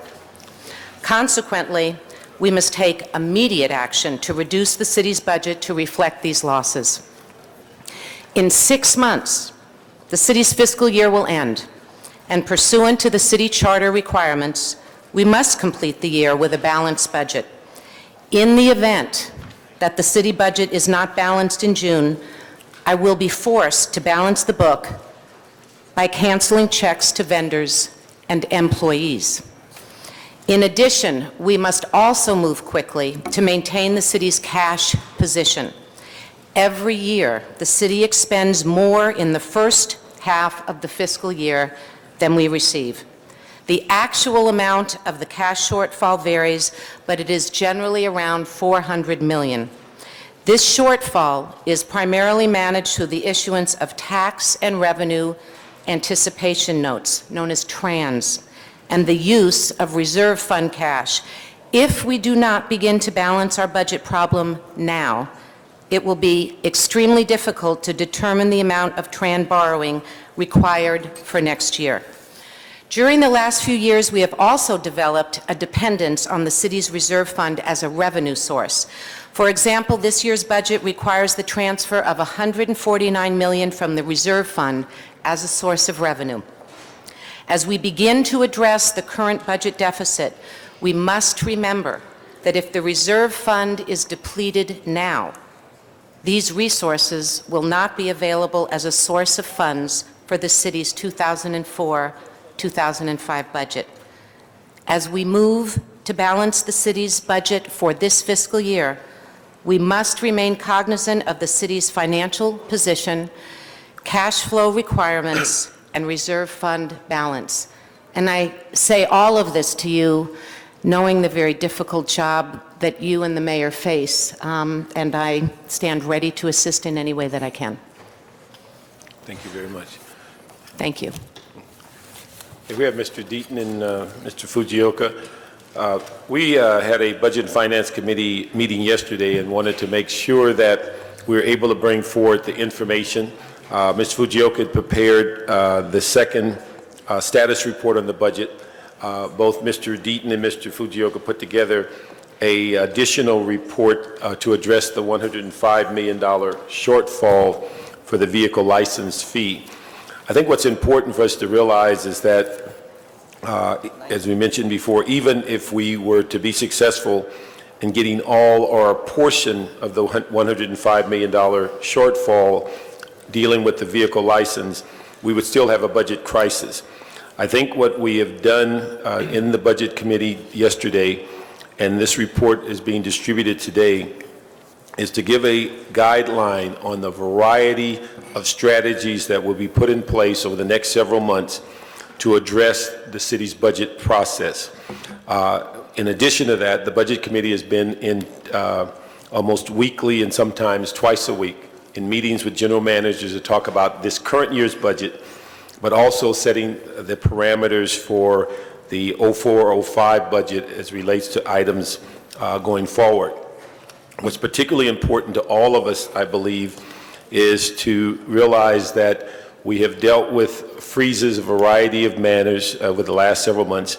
There's now a proposal, and we hope to get this approved today, of a hard freeze that would only have fire department personnel and attrition for police officers as the only exemption.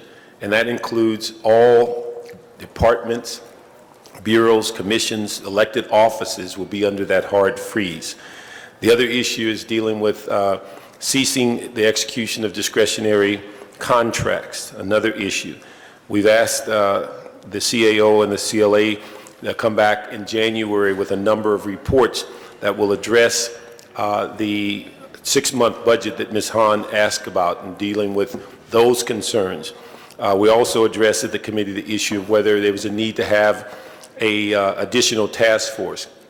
The general belief was that with the 5 members, as 1/3 of the city council, the mayor's office had certainly been had a role and approved of the recommendations of the CLA and the CAO and their report, and the controller came to that meeting as she did today.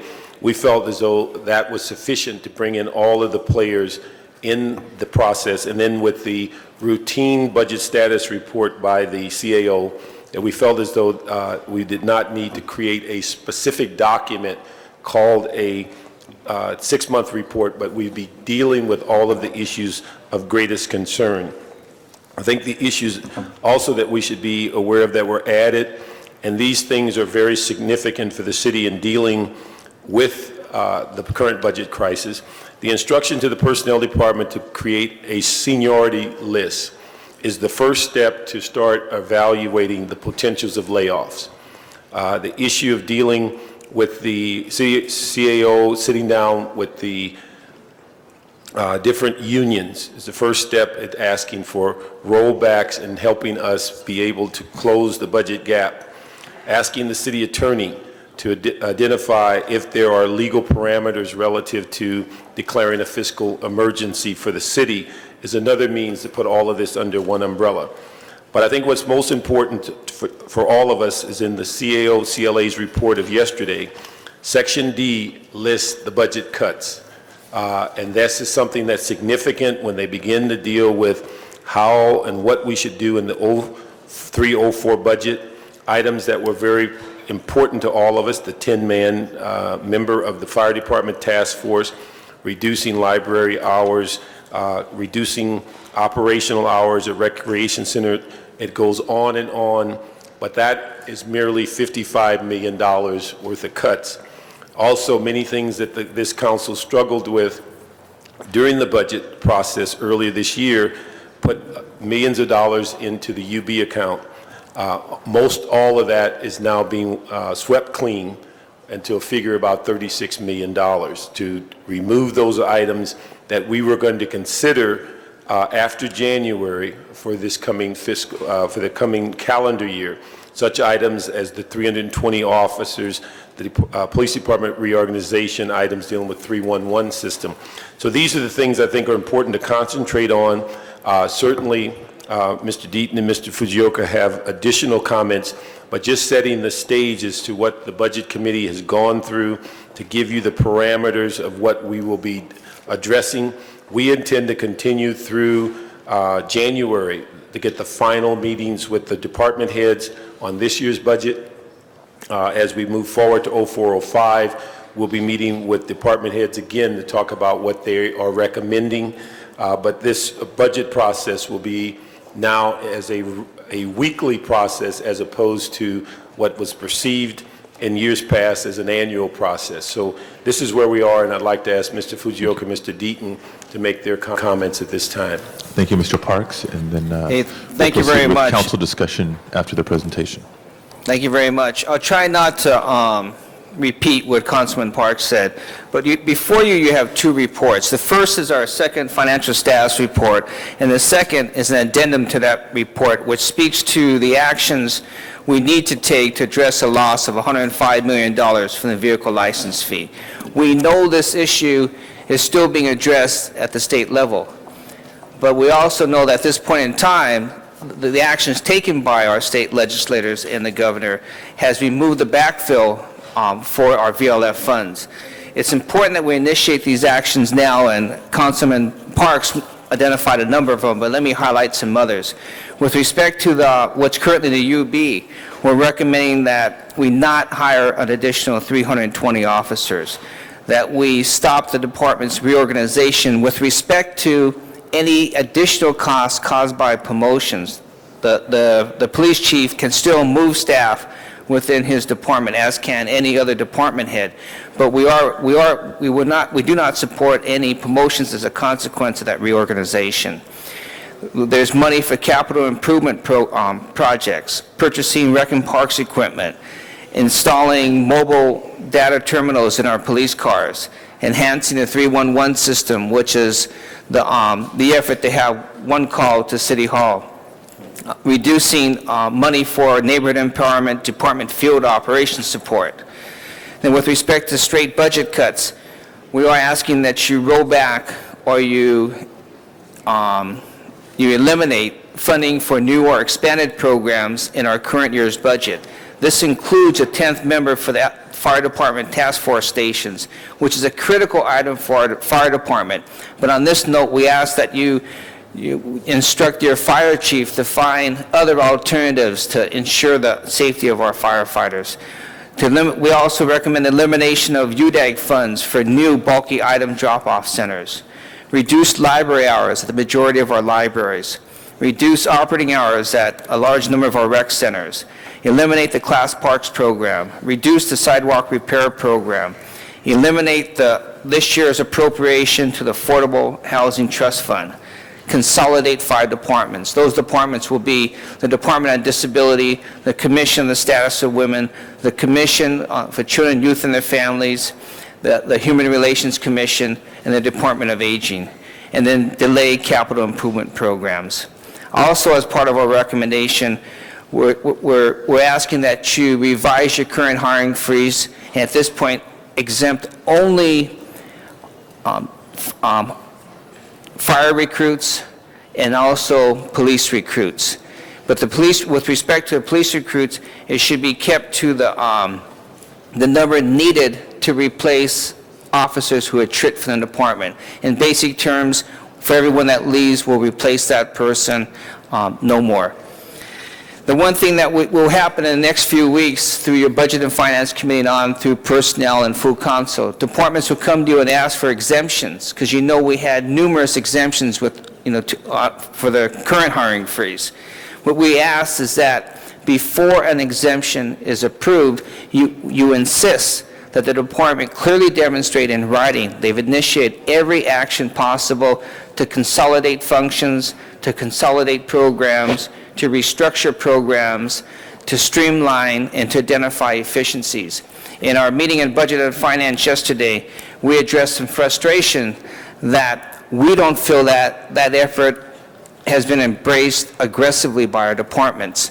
Through this hard hiring freeze, we're absolutely asking you to mandate that all departments come to you through your respective policy committees and clearly demonstrate they've exhausted every opportunity to do what I delineated before you approve an exemption. And in some cases, exemptions are necessary.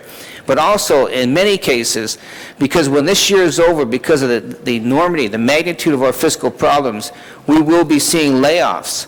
We have to create opportunities to move staff to other positions to mitigate the personal impact on our staff caused by the layoffs.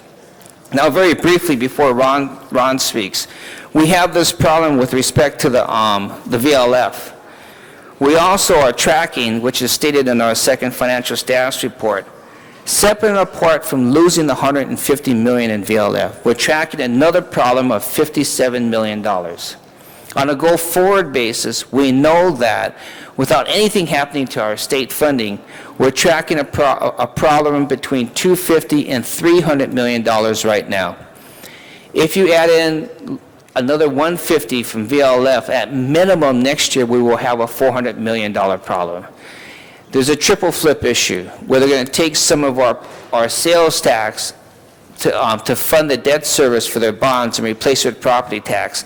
And yet the current bill does not guarantee the backfill of the property tax. I feel that's at jeopardy because the state still has a multi-billion-dollar problem, and anything and everything I feel is in jeopardy. It's very important that we get aggressive and that we work together, and that's all entities of the city, to address this as quickly as possible. My last comment is, at the request of the council president, I want to pass out a document soon that summarizes the departmental budget reductions over the past 3 years by department. Without getting into any detail, just so you know that this department has not been lax in its financial oversight, and this city has not been, especially this council. In fiscal year 2001-2002, through the actions of this council and the mayor's office, we cut $55 million from departmental budgets. In fiscal year 2002-2003, we cut $46 million. This year, as of this date, we've already cut $40 million. Now, you can't add these up because in some respects, there's salary savings, but in other respects, there's significant dollars in equipment, expenses, and also positions. So we have been aggressive. We're at a point now where we need to be even more aggressive. Thank you. Let me just say that, kind of summarizing, without the additional cut in VLF, we had a $50-60 million problem. Now we have an additional $100 million problem, and next year we have a $200 to $400 million, depending on which ones of these you want to add up. All adds up to a very big problem. And as was expressed actually by Mr. Cardenas in the committee yesterday, you cannot make these corrections by having one-time cost savings, because the problem isn't one-time, it's ongoing, and we have to get major changes in the salary accounts and the number of employees. And as a result of that, that's the first was the hiring freeze, and has been expressed a hard hiring freeze, because not only do we want to have the departments look at the problem in order to try to do something more efficiently, I think it's also important from the employee standpoint that we give every opportunity to allow transfers of legally employed from one class to another, that because we will, if this does not work, we'll be facing layoffs, I believe, in the latter part of this fiscal year in order to make up any differences. As has been stated, we have swept the unappropriated balance, basically. We have made suggestions on budget cuts in most of the departments, and we'll be coming back with more. At this point, this is an attempt to keep police and fire essentially at the same level that it is. That was the sense that we got from the council when the meeting, when the mayor came in the special meeting, that was what was the intent. We are striving to do that. Whether we can accomplish that will depend on how these other proposals work out, because we may be back here in January and February with some other changes. I think that, just to clarify on the police, what we're trying to do is the police sworn positions that were budgeted at the beginning of the year was 9,228. We're trying to maintain that through the fiscal year with additional classes and attrition, but we would target what we had started with at the beginning of the year. We cannot, just one last, we cannot wait. We cannot delay. This is not something that we have 12 months to solve. We have 6 months to solve. Ms. Misikowski. Thank you, Mr. President. Members, yesterday was characterized as grim and sober in our Budget Committee that lasted until 7:30 p.m. And we did what this council asked. We were asked to create a 6-month go-forward budget. A 6-month, where are we, slash, I don't want to say slash and burn, but it was slash. These two reports together, report before you today, cuts, adjusts for, accommodates $150 million mid-year adjustment. Specifically, the second addendum, which is addressed, and we were able to do the first $45 million reasonably managing, cutting some things, not hiring some. The harder part was to deal with the next shoe that dropped, the $105 million. You've heard what this does. Each of the items, the hiring freeze saves us $10 million. The transferring all those things in the UB that we put aside to revisit in January and say maybe if things are good we can do, that's $36 million. Reduce equipment and expense, $2.5 million. Implement the department budgetary reductions and other labor cost savings. That's the big ticket, $55 million. That's the one that starts saying, reduce services, don't implement this, take back that, consolidate, delay capital improvement, $55 million. And how do we do that? We do that by what we directed the personnel to do in E, which is start preparing the seniority lists for layoffs. This doesn't trigger layoffs, but it gets us ready so that as the departments report back, because we did leave one option out there, in the next 3 to 4 weeks, those department general managers get this message, they meet with the CAO, they say, I will do my share as this report requires, but I think I can do it this way. But it can't be, I think I can do it this way and it'll work, it's I can do it this way and it's equivalent. That's the little bit of wiggle room that we've left in there. But it's confirm it because the trigger is being pulled by the recommendation today. The trigger will be absolutely pulled when we come back that first week or second week in January. This is the goal, this is the target, this tells us what our budget is in the next year. It's not a pretty budget. I did ask two things. One, we said, last Friday the mayor was with us. The mayor was here saying this is serious, we've got to do it together. We asked yesterday, is the mayor with us on this? Is this the mayor's agreement? It was affirmed to the Budget Committee yesterday that the mayor concurred with this report. I asked, and we have Mr. Donlu and the Budget Director here from the mayor's office today, again, to affirm that they are supporting this report. The other thing that I asked, because members, we talk about seniority and layoff lists, and we say those words, and I dare say that there are hardly any general managers here and very few council members here who knows what that means. It means if, I'm going to take an example, the General Services Department, let me take the Planning Department, we eliminate a planning associate position or a planning assistant position. There may be somebody in that position who's more senior than somebody else in that class throughout the city. That person bumps back to an earlier position. That person may bump into a building and safety position. And the building and safety position person might run because he's less senior to a general services. And it may be then that general services position who's the least senior person in that category who has to be eliminated. So it has ripple effect throughout the whole city. Our general managers, I don't think, since most of them have been around here less than 5 years, know that.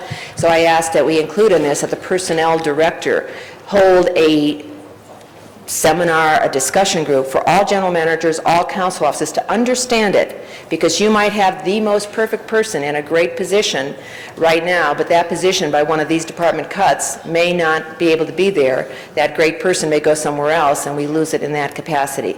Again, it's based on civil service rules, longevity, and pattern. But the reason Mr. Fujioka said even fee-supported or grant-supported positions we ought not to fill now by this hard hiring freeze, because we may be able to take that person who otherwise might have to go out the door and put them into a vacant position if we haven't filled it that is fee-supported.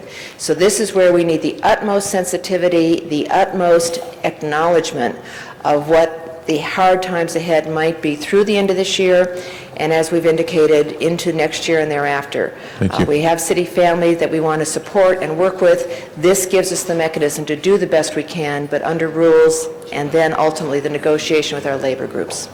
Mr. Garcetti. Thank you very much, Mr. President. Before we get into the details, and I want to thank Mr. Parks for his leadership on this yesterday and all the members of the committee, I think we have to restate what we've been saying almost every day here, which is that there's a shakedown going on. There's a $200 million shakedown going on right now from the state, and it's coming out of the pockets of the residents of Los Angeles. And we're only in this position not because we haven't balanced our books. As I've stated here before, we're the best rated big city in America by the bond companies, and yet we find ourselves in this position because we still have to read when we open the paper that somehow we're taking glasses away from elderly gentlemen who need them, and that something like fire and police and paramedics is secondary or tertiary or unimportant altogether. That's a false way of looking at it. All of those things are important: special needs, education, and local government. And we still demand from the state, and as Mr. Weiss's action and all of our action yesterday said, we will and we are willing to sue to get that money, which is that for the citizens of Los Angeles if necessary. But as you heard today, this is where we see some of the rubber hitting the road. A child who arrives at a library when they're usually there doing their homework only to find the doors closed. Somebody to go play in the afternoon so that they don't get involved with some of the troublemakers in their community, and only to find out that their soccer league no longer is functioning in the park. We are seeing now, not that these might happen, but that these things will happen. We also have, as has been stated by folks, not just a problem with how we squeeze out greater efficiency, and I think we've been doing that, and there's some departments who have been doing it better than others, and we look forward to those departments that have not really stepping forward right now. If you step forward right now, you're not ahead of the curve, but at least you're with it. And those departments that fall behind the curve, I think we will have to make those decisions for them, and so we really encourage them to take that time, throw everything aside, and figure out what your core missions are right now.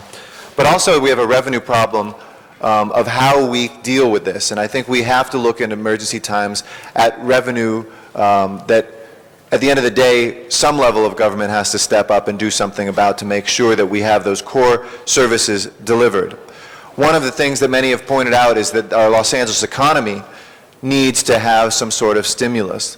One of the main things, a recent report was talking with one of the main stimuli for the Los Angeles economy right now is the housing construction that's going on. We met for the first time ever, basically our housing element of the general plan last year, constructing the number of housing units that we called for to meet population growth and the right percentage of that being affordable, somewhere about 40 to 45%. I'm worried that one piece in here, which is the cutting of the Housing Trust Fund altogether, means that we will not only lose that money in that construction, and if you talk to businesses, the number one thing that they look at now for their workforce is making sure that there's affordable housing, workforce housing. I'm not talking about the cheapest, but just workforce housing where they can put their employees, that reduces pollution, that reduces traffic, that is their number one concern. In a recent poll of all of our constituents, of likely voters, after our number one problem, which was traffic, number two was the high cost of housing. And if we abdicate leadership on that, I think we are in real trouble. Now, I recognize we're in difficult times, and we've already had the Housing Trust Fund this year, and then we can have it again. But I believe that if we put ourselves at a zero and we no longer can even do a round of funding, then not only do we have a lot of things in pre-development in our own districts, but we lose that economic stimulus. And I would like to invite Ralph Esparza up, if you will come forward from the Housing Department, to let us know, and I know my time's over, but if you'll give me 10 seconds after he finishes, what is the minimum amount? Because I want to give as much as we can from the Housing Trust Fund. I understand understand that, but I think that if we zero it out, we're in real big trouble. To do at least one round, what is the minimum amount? I know we have $6 million that would be sitting there to get us to someplace whole. I would recommend at a minimum of $10 million, and as you indicate, we have about 6 right now from other sources, so we would need an additional $4 million from another source. Okay, I know that the consolidation of the different departments that we looked at today in audits and efficiency was referred to that committee. I would like to, if we can, either with the CO and CLA, either make the recommendation that $4 million stays there so that we give the rest, if that's acceptable, so that we can do at least one round. We know we're not going to do 2. We can pay it back to Mr. Fujioka, Mr. Deaton. We can pay it back to if we do get the loan securitization, so I'm not asking. I just want to make sure that we can do that round. As you all know, colleagues, we got state money, 25% of it, Prop 46, which rewards cities that have housing trust funds. And Jackie Goldberg put that in the legislation. If we don't have a housing trust fund, we can't even get that money, which was put there specifically for LA.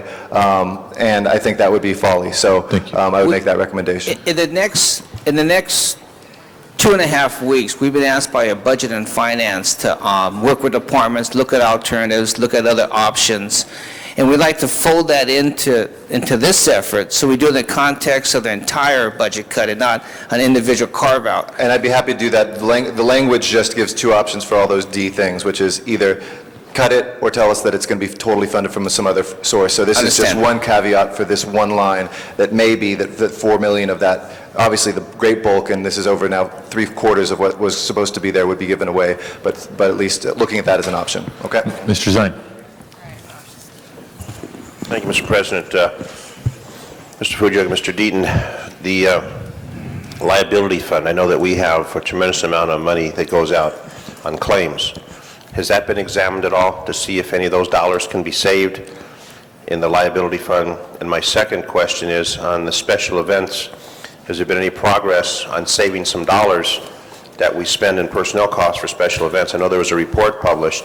Have we done any follow-up to say we could save millions of dollars by eliminating the waivers on the special events? And then my third question is on work comp. Have we done anything in this analysis to decide what we can save in costs in the work comp category? If you can answer those 3. Just taking actually part of this, we cut some of the money out of the UB for claims, and but we haven't done a specific analysis of where we are in this with the city attorney. We'll be doing that. But I don't see that as being a big number, quite frankly. I thought it was $146 million. What I mean is I don't see the savings will be the amount of money that we'll be able to save, but we'll give you a report in January on that as a part of this. Special events, maybe she's going to tell you there's a lot of money there. Because my concern with the special events, we waive the fees, whether it be $5,000 or $35,000 or whatever $1,000. Those are personnel costs where we're paying those employees on these special events where the individual, the group putting the event together would absorb those costs at their expense, not our expense, which would in turn save money. Well, the position that I have taken on special events is if it's for-profit, they should pay. If it's not for-profit, they shouldn't. Have we implemented that? We're in the process. It went through committee yesterday. Mr. Smith considered it. It's on to the next committee, and that we would be working.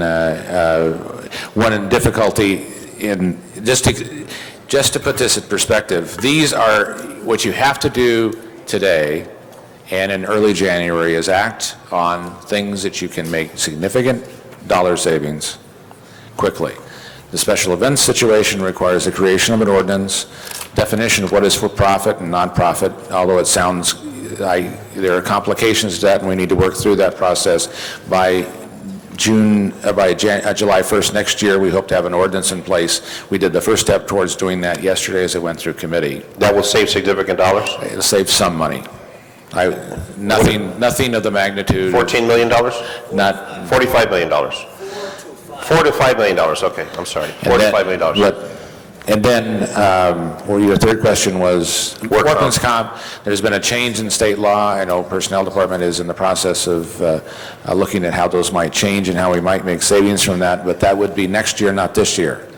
These are, you have... I understand the significance of this fiscal year versus next fiscal year, but as far as the dollar expenditure, if some measures could be taken in those different categories to come up with the total sum that we need to save. And I didn't hear anyone mention furlough days. Is that actually? We'll be talking to our unions, both sworn and civilian, starting this afternoon at 2 o'clock. I'm meeting with all of them at 2 o'clock. I need to make a point. The actions taken today will not resolve our financial problems. It's one of many steps we intend to take to address all the issues. The $105 million cut we have identified today addresses the shortfall in VLF funds. We have another $57 million problem. We'll be coming back to you in January with another recommendation. We have the projected deficit for next year. Instead of waiting for just the budget to lay out how we tend to close that gap, I'm a strong advocate of bringing some additional actions forward now and not just wait for the budget. There are actions that we should take, and we know we're going to take in the context of next year's budget, and we shouldn't wait. We should start now. There are some items I mentioned in the committee yesterday. There are items in the GCP and programs that we've funded for years and years and years.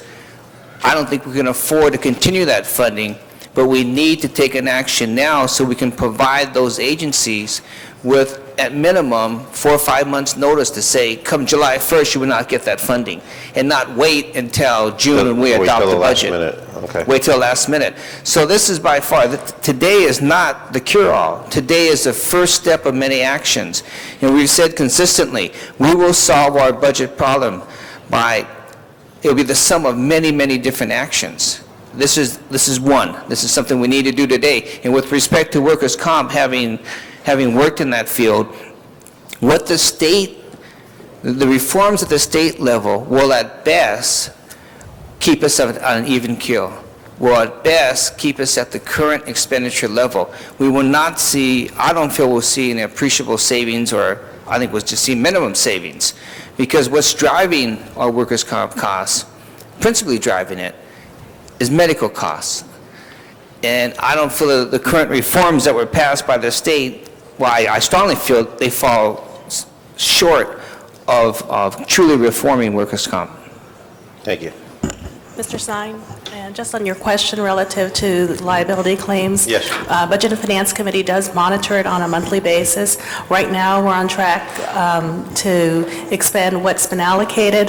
However, as we progress the year, we have a number of cases that are still pending, and should those cases not be settled this year, any savings that may be accrued would be used perhaps in the mid-year report or in the year-end report. And just one final one on the consent decree. I know we're spending a tremendous amount of money on the federal consent decree. Could there be any consideration from the court due to our financial problems to make some modifications financially to that?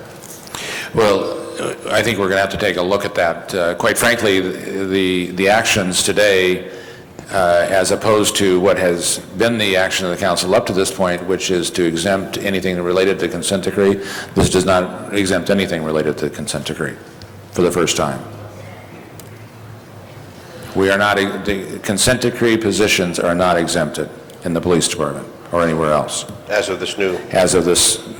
And on the workman's comp, I was just talking to Maggie Whalen, we did make a 6% reduction in workman's comps last year. That has been reflected in the budget. The new state law takes effect January 1st and affects only those people who have been injured subsequent to January 1st, so it'll take quite a while to the extent that changes our expenditure for that expenditure to show up in terms of bucks. So would you describe this as a Band-Aid between now and the end of the fiscal year? And then some more I would suggest this is a large Band-Aid. We will have other Band-Aids before we get through the fiscal year. Thank you. Mr. Villaraigosa. Yes, Mr. President, members. Over the last few weeks and indeed months, we've said to the legislature and the governor, please backfill the VLF. If you don't backfill the VLF, what we're looking at is cuts in police and fire. And sure enough, we stand here today agreeing that we're going to have to cut recruitment and the hiring of an additional 320 officers at a price tag of $15 million. Those weren't idle threats on our part. They're an absolute necessity because of the actions or inaction on the part of the governor, and the legislature. The idea that they would be on vacation as we speak and not meeting to resolve this before the end of the year, I find not only objectionable, but an absolute dereliction of duty. It seems to me that they need to step forward and address this situation as quickly as possible. With respect to the efforts that we have to take and the subject at hand, let me echo Councilmember Garcetti's position with respect to the Housing Trust Fund. I don't want to throw out the baby with the bathwater. We know that that Housing Trust Fund can generate jobs in this city. We know it's been an economic stimulus. We need to do everything we can. We know we're drawing down state funds. We need to do everything we can to be strategic with respect to how we engage in these cuts, and I wholeheartedly support his position on that matter. In addition, we can't just cut. We have to look at revenue generators, and I've been saying this in personnel for some time now. There are some positions that are bringing in money into the city, and to the extent that we have revenue generators, cutting them doesn't make sense. Making them the last, or at least putting them on a priority level, whether the last cuts, it seems to me should be a policy of this council and of the city of Los Angeles. With respect to something that Mr. Ludlow raised yesterday, and I know that you're going to engage with our employee organizations, I think it's absolutely essential that we engage in those dialogues, as you said today, as quickly as possible to get ideas from them. What are the kinds of things, where can we save money in our departments? Because I've often found that the people that do the work are the best people, the line staff people are the best people to get those ideas from. Putting forth the policy that says, you know, what is the line of progression? Is it layoffs first? Is it furloughs? Is it cuts in salary? Working with those employee organizations to get that approval and that buy-in, I think, is essential. Doing everything we can to stand for the idea that there are no sacred cows here. Yes, you know, police and fire are number one priorities, but you know, let's stand for the proposition: no sacred cows. At the end of the day, everybody is going to be impacted by this. And finally, I think the point that you make is essential, and that is that we engage in these cuts as quickly as possible. Because what we saw at the state, and the former governor waited too long, the legislature waited too long to make many of those cuts, and so what happened was there was a tripling effect, if you will, because they were done late in the budget year. So to the extent that we can engage in this as quickly as possible, we're all going to be the better for it. Ms. Gruhl. Thank you, Mr. Padilla, and Mr. Villaraigosa, 100% behind you on your comments that you made, both on the issue of the state legislature going out of session, and as we've talked about before, they've made all of us have to be the Scrooge to our departments and our constituents as we sit here the week before the holidays having to make some of these, I think, horrible cuts, as Ms. Mizikowski mentioned as well. It's a dreadful job that we are having to do this at this time, as well as Mr. Villaraigosa mentioned the income generating, and I'm not sure if you're also going out, and we talked a little bit this morning, Mr. Fujioka, about on the traffic and transportation individuals. Will you be coming back with some of those areas where we can have greater revenue generation from some city departments and where personnel pays for themselves? There's a separate request from the Chair of Budget and Finance, well, I should say the whole committee, to address revenue generation ideas. We'll be bringing forward a report to that committee in your full council. With respect to the hiring freeze, we made a conscious decision not to exempt anything this time. But instead, I mentioned we need to force the issue of asking departments to identify opportunities to consolidate, restructure, and streamline, because we have some departments who come forward and say, it's revenue generation, you must let us fill that position. Well, the question should be asked, can you reassign staff from other positions or programs or services of lower priority that do not generate revenue to those vacant positions? They need to answer that question. And I agree. I think that's a good point to indicate that they have to look internally first before they ever come out and ask us for additional staff to have that revenue generation. Bill Fujioka and I have been working very closely on efficiencies and with Ms. Hahn and Mr. Weiss, which is how important it is at this time and all times to look at how we can be more efficient. And you're right that the departments can come back and be the most helpful. Sometimes it's better for the departments to tell us how they want to make those cuts instead of us telling them how to make them, because they can look strategically, I think, in each of the departments. So we really do call upon each department to do that. I do want to ask for an amendment. There's an item in here where the CAO and CLA reported today on the consolidation of the 5 departments, and we heard from many of the constituencies this morning about some questions asked. Janice and I were very clear with that constituency that the writing was on the wall about how we have to become more efficient, how we have to consider consolidation, how we have to do things differently, that there are no sacred cows, as Mr. Villaraigosa mentioned as well. What we would like is to hold that particular item, because this dialogue, we gave a commitment to these constituencies that we would have some questions answered between now and January 7th, which is our next committee meeting, and to come back, because we weren't sure as well whether or not this reflected option 1 or option 2 that was in your report on consolidation, how much money you were saving, et cetera. Right. So I think what we would like to do is keep it in this report, have us report back in January. The dollar amount is there. It's the same issue as with the Housing Trust Fund. If we start the process of taking things out, pretty soon we have nothing left in the process. In order to effectuate the consolidation, it will require changing ordinances for all 5 of those departments. It's a process that takes a while. But we, both Bill and I, believe that is, those departments have to understand that, quote unquote, there are no sacred cows.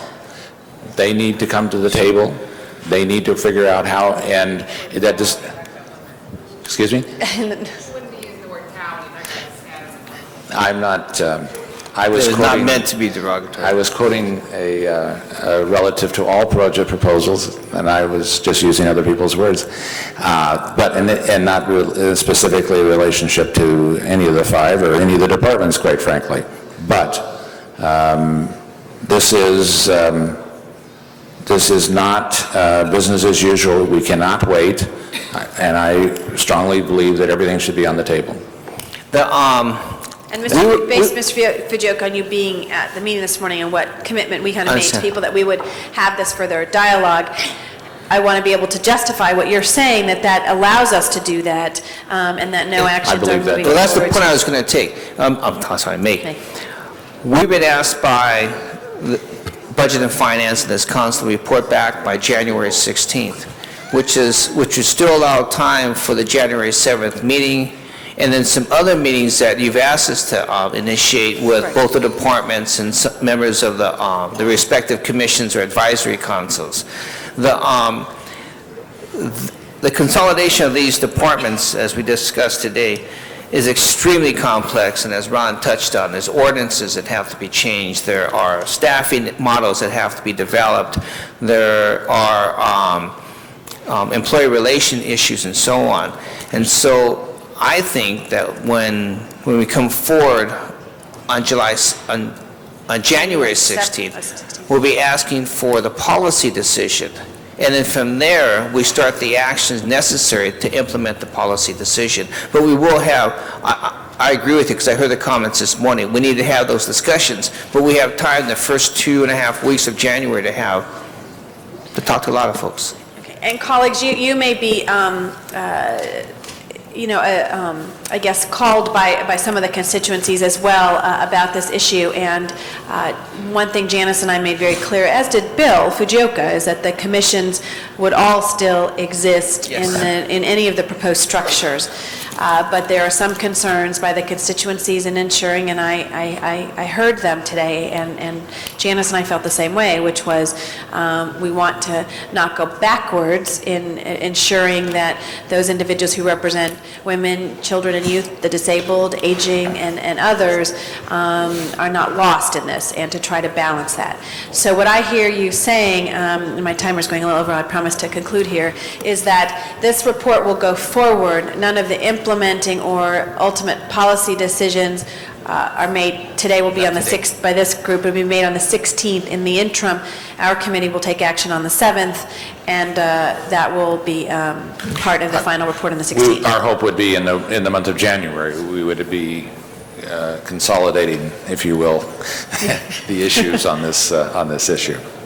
Thank you. Thank you very much. Mr. Ludlow next, followed by Mr. Labange, Mr. Weiss, Ms. Hahn, and then, each for a second time, Ms. Misikowski and Mr. Garcetti. Mr. Ludlow. Glad I didn't slip and fall. These guys are doing a great job in here on these floors. Hate to cut that service.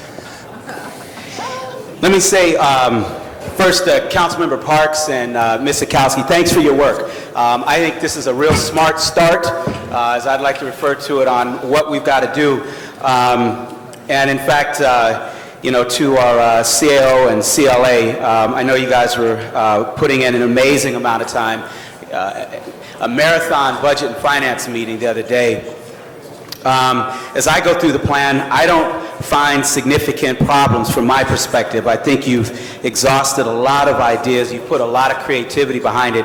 One thing I did want to do is, and I am also aware that there were a number of bargaining units that were represented in the Budget and Finance Committee meeting, and I know that Councilmember Misikowski mentioned Friday that she felt that there had been good dialogue happening between the employee representative groups. One thing that I wanted to do this morning was to have the representative from the bulk of our city employees come up for just a minute and have Julie Butcher, the general manager of SEIU 347, say a couple words. And as you come on up to the table, Julie. I think everybody here knows that Julie's been participating in these discussions. She's had, come on, join us at the table. Come on up, join us at the table. Can we do it? I'm breaking it. You're gonna, let's bring her up to the table. She's been a part of this process. She's been at the table all along. Let's just move the gates and have her come up.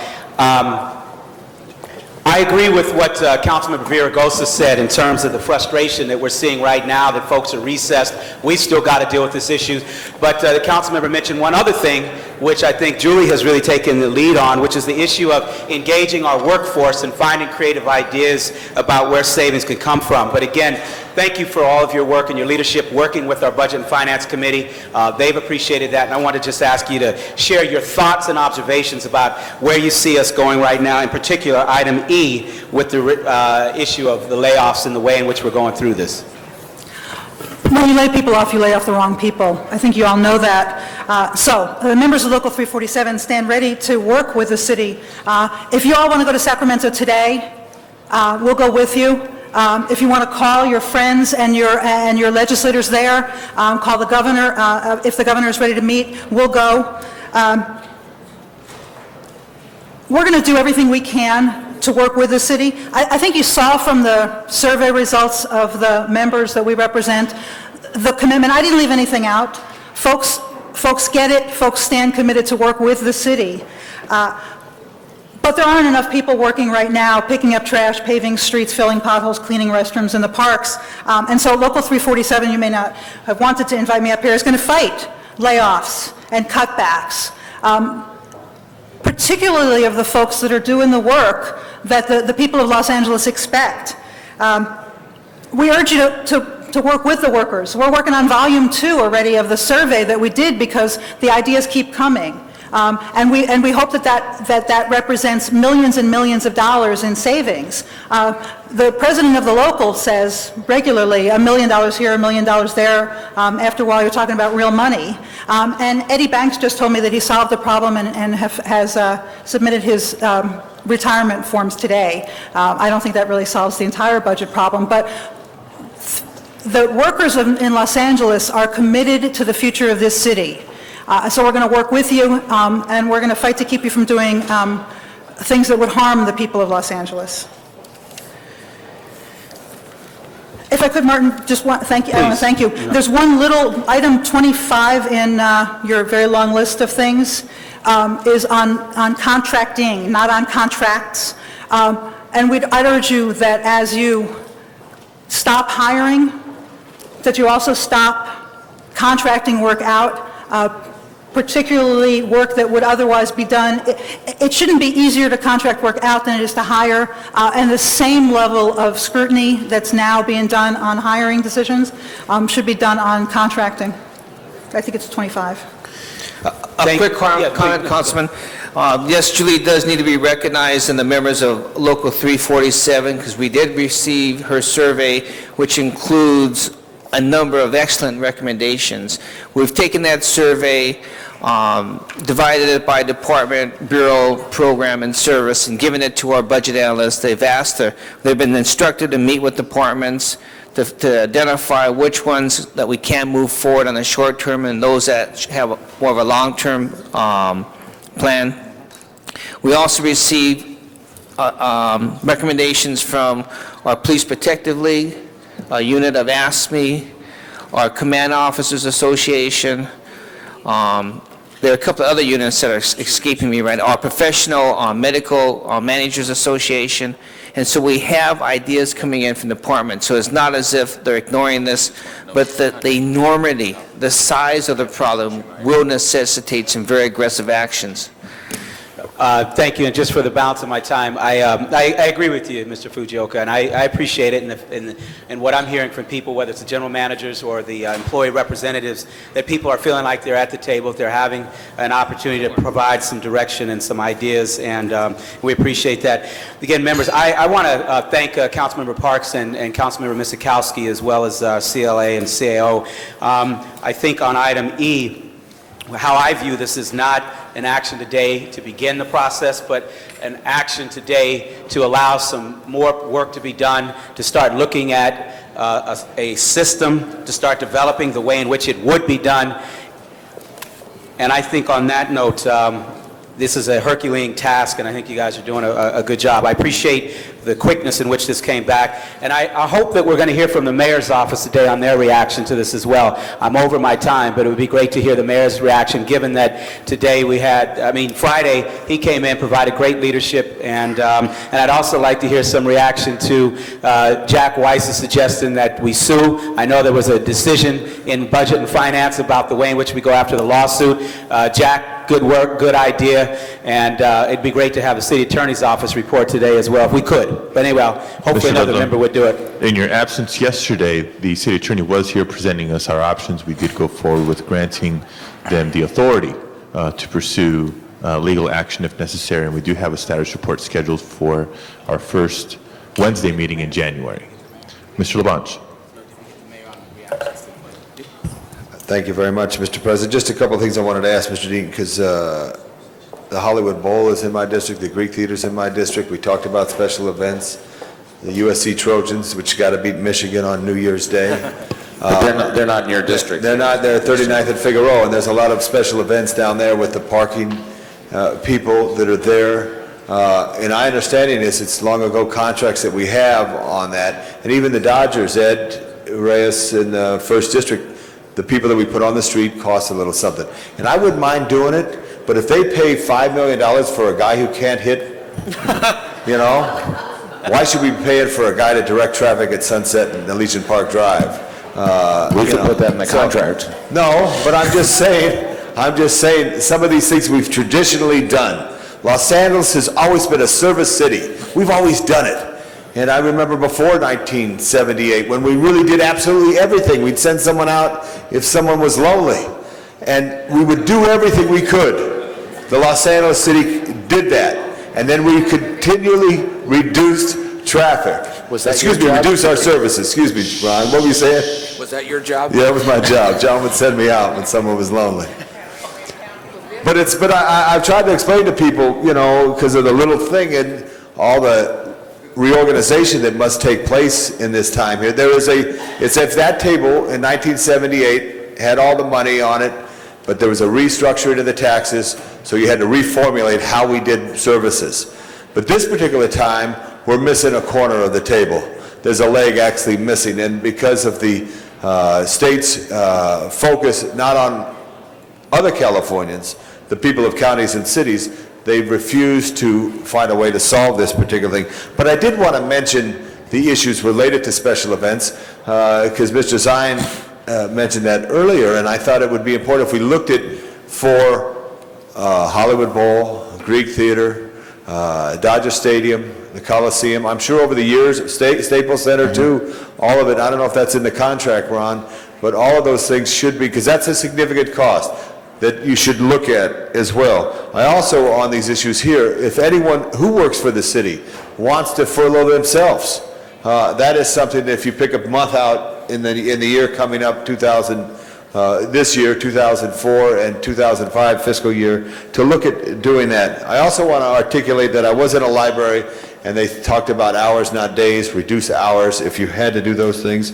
I also would like to ask you to reach out to neighborhood councils on that. I also would like to ask you, do we save any money if we pay people once a month as opposed to every 2 weeks? It's $90 million is our payroll. The city controller is looking at that. And at the same time, she's looking at a number of options look right at now. paying our retirees every other month as well as just once a month. Anyway, I thank you. I thank you, members of the committee. You were long working hard on that, and I look forward to working with you on all of it, and thank you. Thank you. Before calling on the next speaker, see a representative of the mayor's office at the table.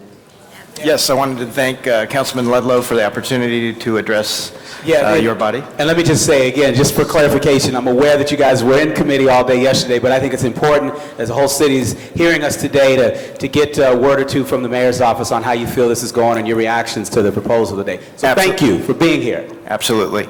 As most of you know, we have met with almost all of your offices to talk about next year's budget, but we absolutely agree with the CLA and the CAO that action needs to be taken immediately.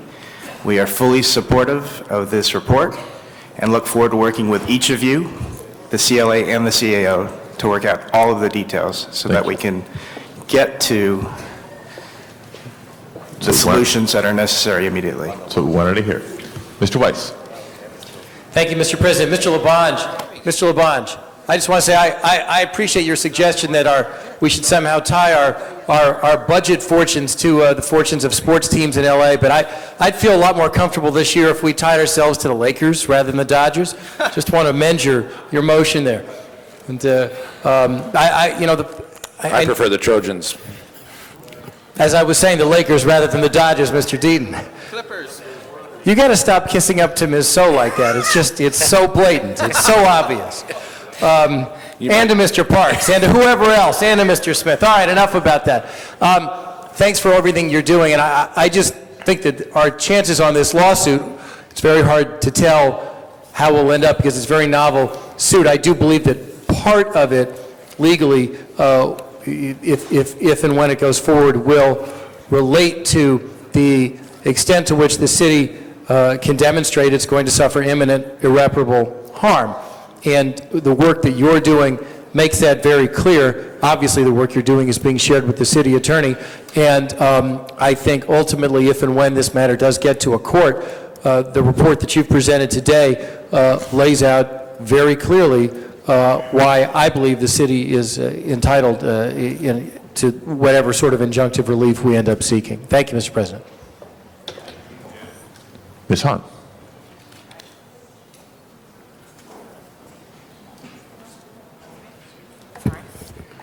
Thank you, Mr. President.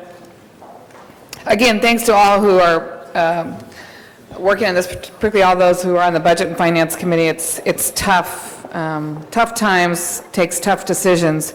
But I just wanted to follow up on what Councilwoman Gruhl was suggesting. I wasn't comfortable yet with your answer. As you know, we in the Audits Committee this morning made it very clear to everyone who showed up that we were not interested in sort of endorsing this, making this policy decision yet.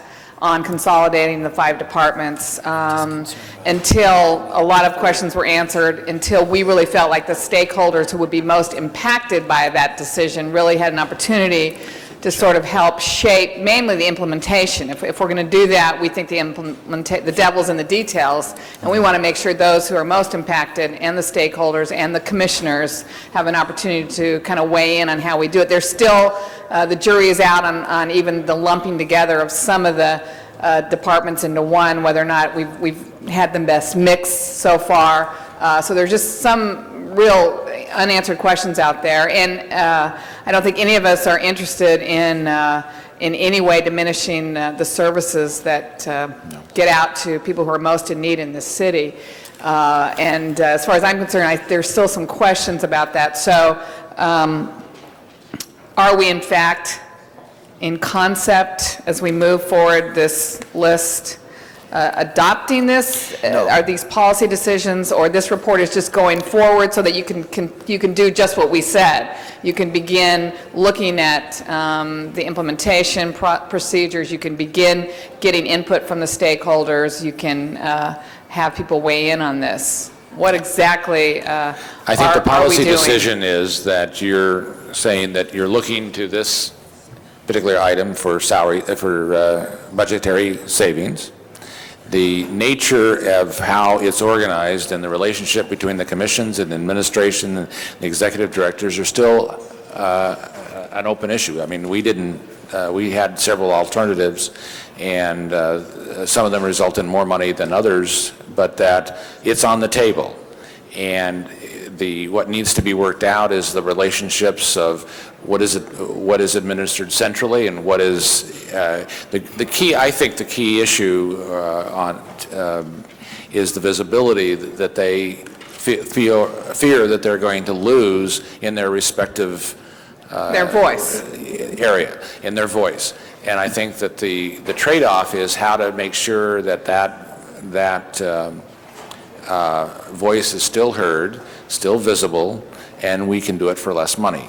And we need to work through that, and it'll take some time to get there. And I think the other concern was we want to make sure that we've looked at every department, that we're not just. I think there was a sense too this morning in the room that we were singling out departments who historically and traditionally in the city have not represent constituents who have not had a lot of power or visibility or voice. So I think they just wanted to make sure we weren't sort of attacking those departments first and had not looked at everything. And I think that's the thing. We want to make sure that we're not just doing it for cost saving. I think this is an opportunity for us, as was expressed this morning, that we look at really efficiency and effectiveness. This is a good time to do it in the city. That's a good time to think, well, anyway, even if we weren't in this time, this might be a good way to look at things being more efficient, being able to get more grants, whatever. I think that's the tone we also need to take. We're not just slashing things because of necessarily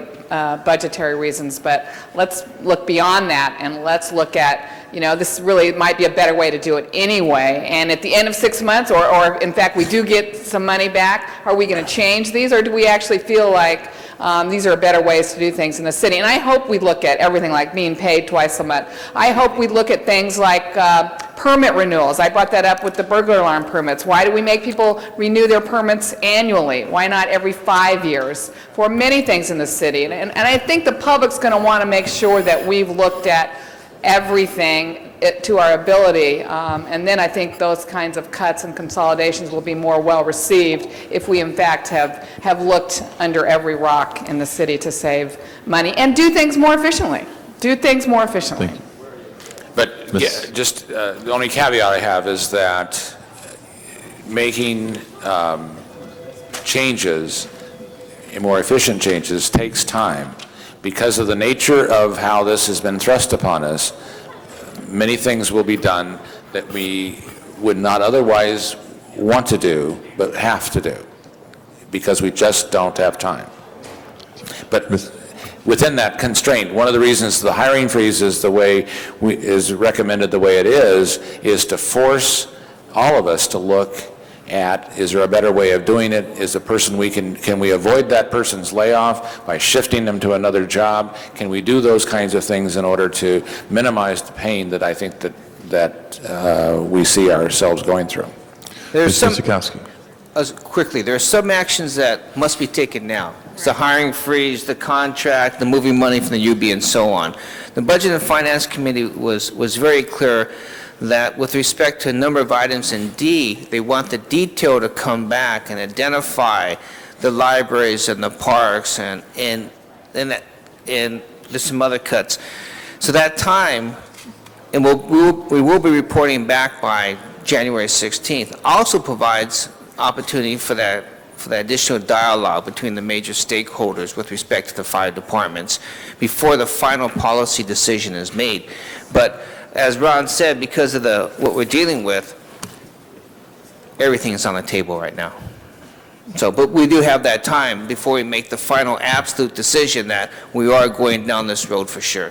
There will be some impact to every department, including these 5 departments, but the full consolidation issue will be that ultimate policy decision that should take place when we consider the other critical items in D. Ms. Misikowski. Thank you, Mr. President. I'm just going to reinforce what I think they've been saying at the table, and that is there's not any one thing that we can afford not to do. When we come up with an idea, it's an idea that is going to go forward unless there's a different way of doing that idea or unless there's a substitute idea. If we take one of these things off the list, does it mean close library hours longer, close Rec and Park longer? And I absolutely agree that efficiency and auditing ideas are great. It's not likely that we can implement new ways of doing things here in the next 6 months. The next 6 months is an absolute drop-dead cut costs. Maybe, and I appreciate that the people have been talking about furloughs that might be able to be volunteered by some of our employees as opposed to layoffs. Furloughs voluntarily can probably be equivalent to the same layoff savings. But these are real. We can't defer them. We can't send new old ideas or these issues off to committees. We've got to address them. We had and do have this drop-dead date by mid-January where we have to act, and we have to act just to get through this year. And we know, as our CAO and CLA have told us, that next year it's going to be worse, just like Sacramento. And it's going to be worse in bigger numbers long-term. So the more we delay even getting through this year, the harder it's going to be next year. One of the things that I think Councilmember Parks glossed over, not intentionally, but we've actually asked the city attorney to start determining when can we declare a legal crisis, an emergency by way of financial situation, and give us some other latitude, lift some rules, lift some protocols how we normally work just to get at what we need to do. Members, we are hearing other cities talk about their options, and among those options are declaring bankruptcy. We aren't there. We are big enough to manage this generally, but it's still going to hurt. And it's going to hurt those who can least afford it. We can't safeguard anyone as much as we will try, because a safeguard of somebody, some entity, something means some other important thing is going to get hurt. We've said before, and in fact, as the mayor has gone around, and I appreciate Mr. Liu coming in and telling us, the mayor has met with us. And what has the mayor said? We've got to get back to the priority of what basic city services are. What is our basic service? What's our priority? There have been wonderful things this city has done. I didn't know we treated lonely people, as Mr. Yvonne said, but we have done wonderful things. We've done things like after-school programs that are fantastic. And think of those kids who are in need, who depend on the after-school program. But that's not the priority of municipal government. It may not be, and we may not be able to continue to afford it. Our basic city government service is provide public safety, fix the potholes, trim the tree. Public works and public safety are basic city services. Beyond that, what we can afford, what we will afford, what we want to do to economically incentivize other things, and adding a larger safety net are all good. But they may not be the first priority, and we're all going to feel it across the board. So I think this has been a really good discussion. It's something we're going to repeat again and again and again, probably every week after we get back, and start looking at this and finishing this year out whole and then really looking at, again, much harder decisions next year, hopefully with some of the efficiencies and economies and new ideas that can generate revenue while at the same time cutting costs. Mr. Garcetti. Thank you very much, Mr. Padilla, and thank you, Mr. Ludlow, for bringing Ms. Butcher to the table as well. And one of the things we did yesterday in committee was to schedule in the near future, sit down with all of the unions to look at some of the plans that they've put together and to specifically make that a budget session. So we invite you and any of our colleagues to join us during that. One other just last thing I wanted to say too, as we look at consolidation and efficiency, and I know I've spoken a little bit about this with Ms. Gruhl and certainly with Mr. Deaton for the last 2.5 years, is could we also get CAO and CLA to begin to look at any cost-saving measures around economic development consolidation? I think this is probably the opportune time to do that. It's always a big piece to bite off, and everybody gets scared because of the big entities that are there, but there may be some ways that we can start looking down that road and some shared efficiencies that we can save some money with. Okay? Mr. Ludlow. Just two quick items. One is I wanted to, members ask that you look at item number 20, or item 25 on the report. That speaks to the issue of contracting out. I want to take Julie Butcher up on her suggestion. I think it's a good idea, and I'd like to ask Mr. Deaton and Mr. Fujioka to just briefly comment on that, if you could hold my time. The idea would be to move contracting out up at parity with the hiring freeze so that we're not backfilling laid-off employees with contracted employees. If you could just hold my time, and Mr. Deaton, Mr. Fujioka. I think it's an excellent idea. We're not, in no way should the ability to go out on contracting have a different set of rules than the set of rules on hiring freeze. So I would solidly recommend approval of that modification. I agree. We've already found an instance where, in response to the current hiring freeze, a department who is bringing in people on a contract. So that is something that we need to be very vigilant. Okay. All right, then, members, I'd like to make a motion that we amend that item. I think that's and then I've got 2 minutes and 41 seconds on this. I want to ask Guy Lemus, who's active with Neighborhood Council. He's president of the West Adams Avenue Neighborhood Council, to just come and wanted to make a couple comments on this item. Welcome to the John Ferraro Chambers. Thank you. First time. Thank you all for indulging me, President Padilla and members of the council. I was here this morning, so I've been here for 4 hours, in the Audit and Government Efficiency Committee. And I want to support Council Member Gruhl's carve out of the consolidation of the small departments. Although they're small, they're mighty. And I think that this is a time where people of color, people with disabilities, and underserved communities are under attack. I think you need to spend a little bit more time before you just go ahead and consolidate, quite frankly, departments that were created by the fervor of community activism.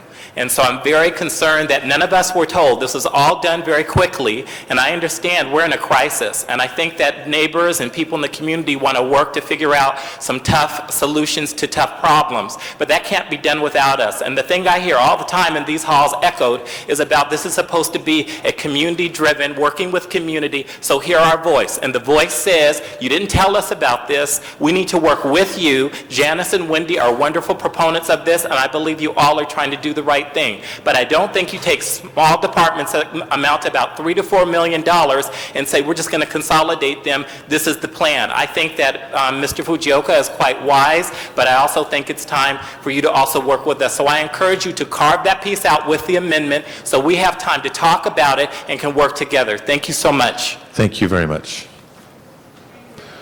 And Mr. Parks to close. Thank you, Mr. Chair. Just a couple of comments to clarify some issues. There was a comment, I think Mr. Zine was interested in workers' comp. Part of the Budget Committee strategy is ask the Personnel Department and the City Attorney to work together and see how we can go beyond what's happened in Sacramento to make recommendations that could help us reduce that issue of workers' comp.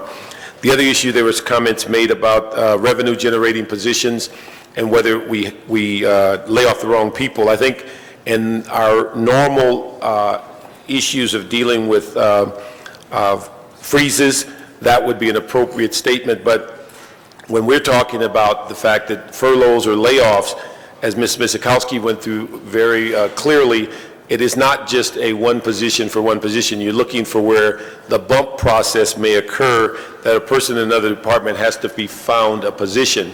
So this time we do not have the luxury of always being able to say that a revenue generating position could be saved or should be filled immediately.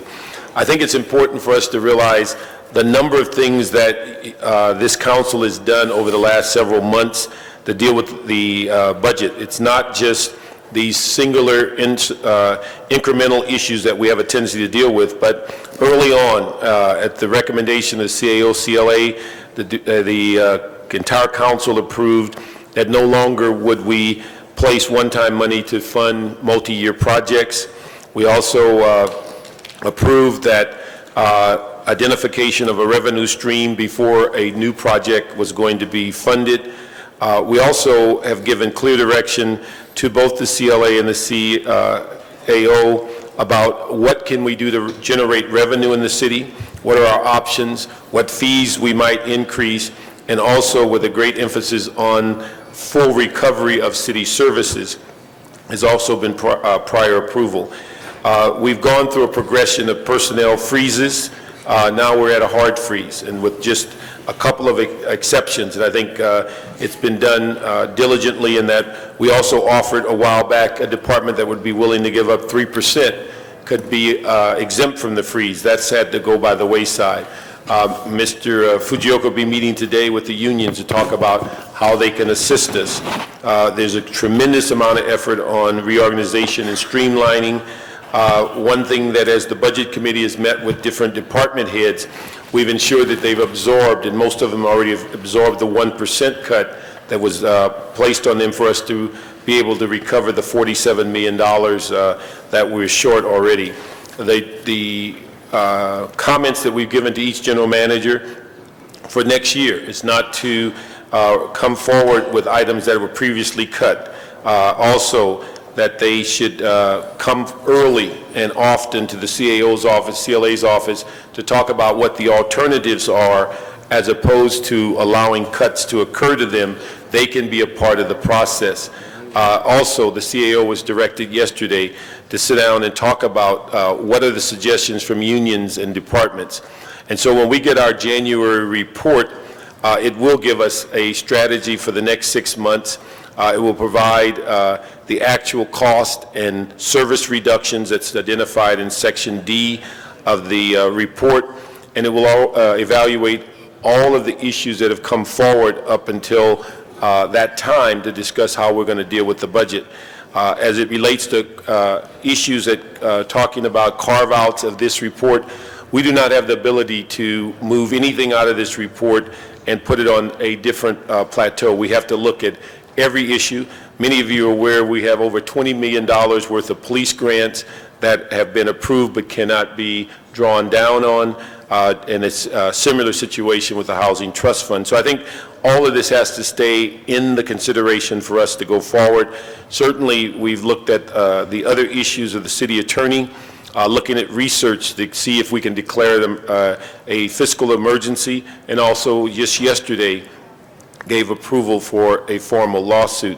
So I think in the final analysis, we have said over and over again from the Budget Committee, from our two staff people, that it's going to be a combination of issues that are going to cause us to be effective as it relates to this budget process. But I think what's most important for all of us to realize that if tomorrow we receive the vehicle license fees, we would still have a significant budget shortfall. So there is no room for high-fiving and celebrating even if the money is forthcoming. It's important to realize that these issues that are in the documents that we receive today, many of them would be recommended whether we had a VLF issue or not. And so it's important that we continue the due diligence, continue to move forward to make these hard decisions. And again, we'd invite any member as we go through budget meetings to come to those weekly meetings when your departments are there or when you have an interest so that you can actively participate in this process. Thank you, Mr. Parks. I know we had an amending motion by Mr. Dudlow. I think we can accept that without objection. And unless there's anything further, let's proceed with the vote on the entire matter. Madam Clerk, please open the roll. Please close the roll and tabulate the vote. 12 ayes. That is approved. Forthwith, please. Next item. Item number 9 was called special by Councilmember Hahn, and there is an amending motion that has been distributed. Ms. Hahn, Ms. Hahn. item number 9. Oh my God, where is it? I lost it.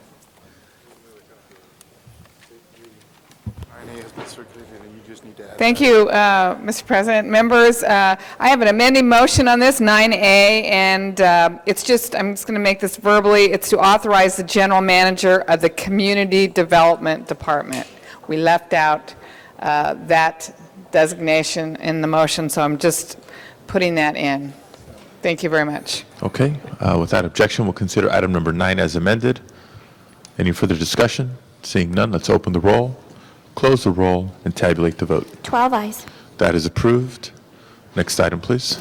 Item number 21, called special by Councilmember Ludlow. Mr. Ludlow, item 21.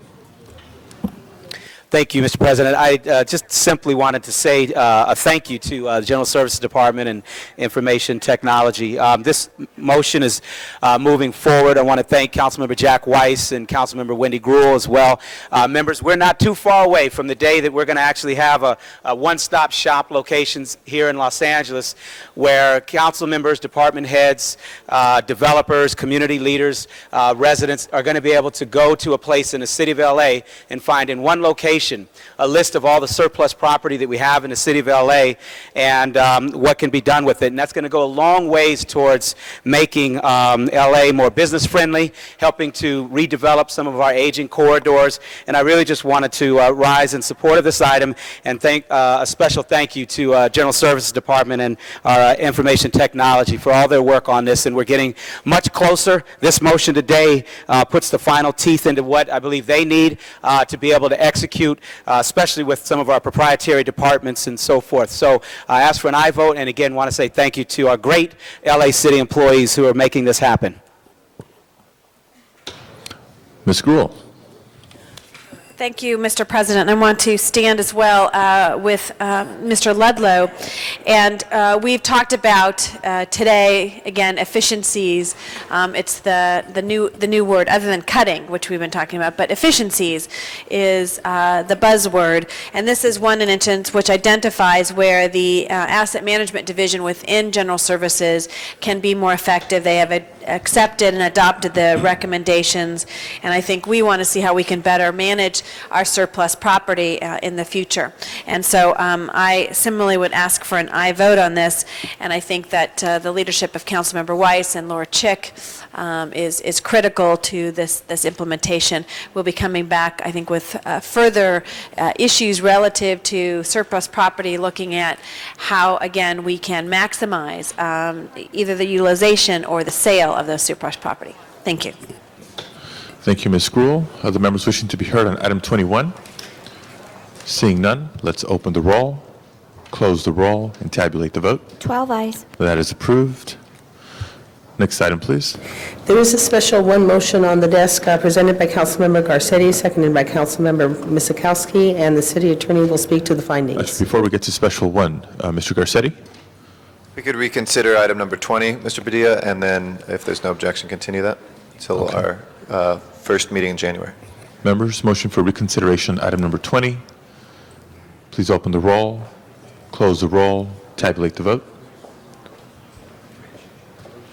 12 ayes. Okay, item 20 is now back before us, and we have a request to continue this matter to the first, let's say the first Wednesday meeting in January. Without objection, item 20 is continued. And that would be January 7th. To January 7th. Coming back to the special one, Mr. City Attorney.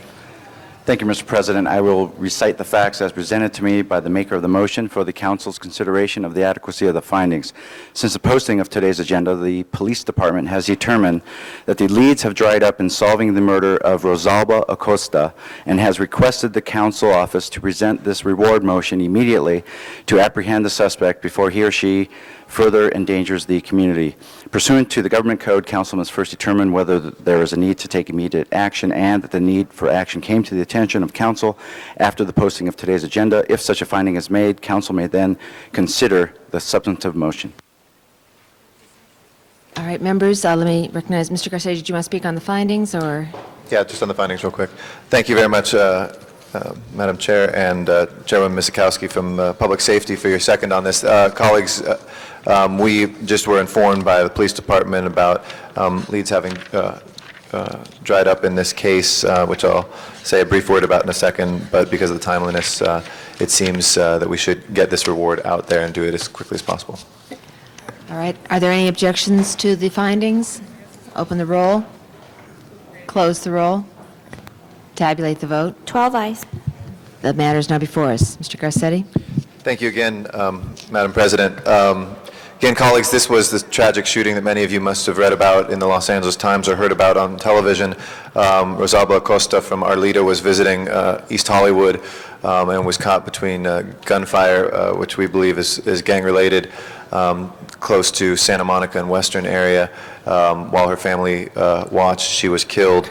We are asking for a reward of $25,000 so that we can help get some leads and figure out who committed this atrocious crime, and I ask for your support today so that we can get this out on the street. Thank you. All right, the matter as presented by Mr. Garcetti is now before us for the extension of the reward motion. Open the roll, close the roll, tabulate the vote. 12 ayes. That is approved, and it will be sent forthwith. Next item, Madam Clerk. Do you wish to clear the desk before going into closed session?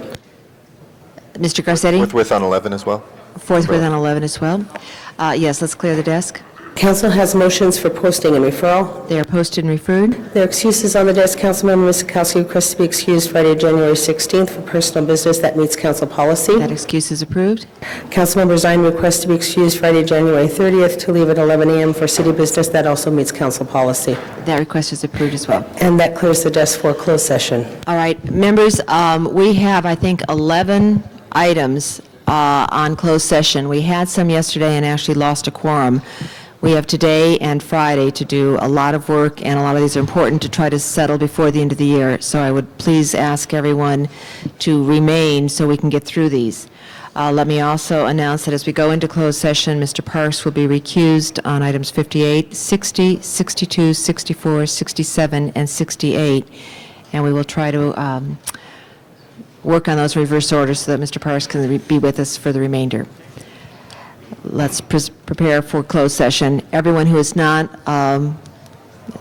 necessary for the closed session items, would you please vacate the council chambers?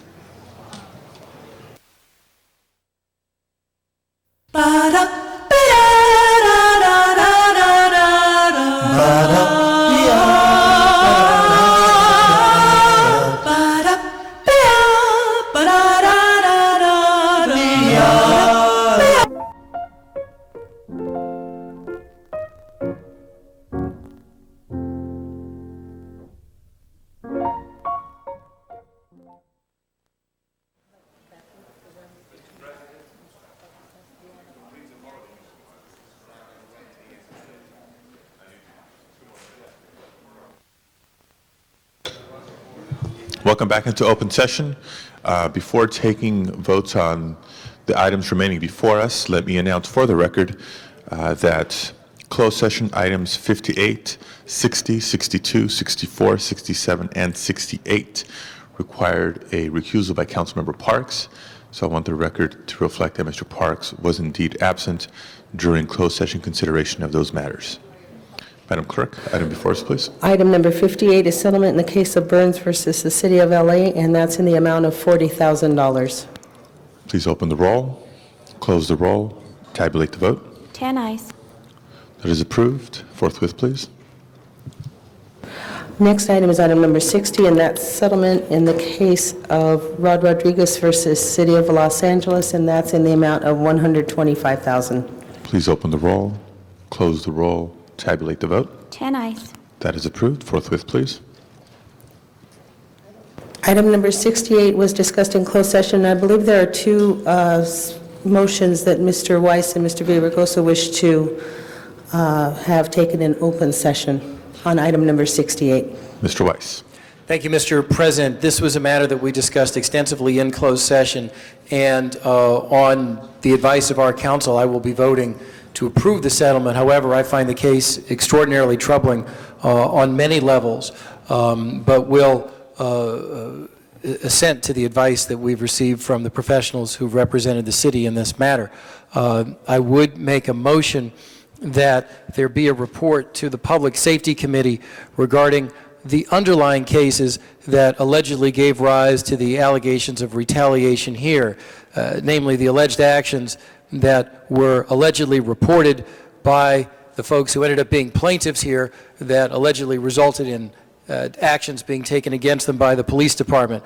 And I want to know what exactly happened in those underlying cases. What were the facts? What did the Inspector General do? What did the Inspector General discover? What, if any, disciplinary actions were taken by Board of Rights or other disciplinary authorities in the police department against those underlying officers?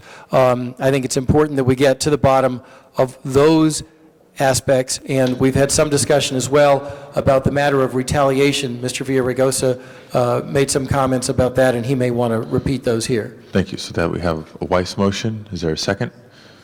Mr. Villaraigosa seconds. Mr. Villaraigosa. You had a motion on this item as well. I'm going to speak on another motion. On this case? Yes. Now's the time. Yes, I'd also, we don't have to dispense with the first motion?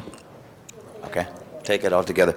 Yes, I'd also like to move, Mr. President, members, move that because of a pattern of cases that allege discrimination and retaliation, it seems to me that it would be appropriate to have both the city attorney and the department report back to us on what they're doing to cap future liability in these matters with respect to discrimination, retaliation, and whistleblowing. Okay. Is there any objection to the Villaraigosa motion? Any objection to the Weiss motion? If not, Mr. President, the city attorney has advised that the cases and the amount should be read into the record. Mr. City Attorney? The Brooks case, in the case of Warren Brooks, in the amount of $1,850,000. Case of Barry Brooks, $200,000. Craig Crosby, $983,000. Chris Dunn, $200,000. Nicole Garner, $25,000. John Goins, $400,000. Lillian Johnson, $50,000. Janine Jones, $200,000. And Dana Walker, $150,000. And appropriation for Wasserman, Keiselman, and Condon in the amount of $1,940,000 for attorney's fees. Mr. Zine? I'd just like to add to those motions, a hostile work environment to be included. Okay, without objection. Now, on the case, this is item 68. Please open the roll.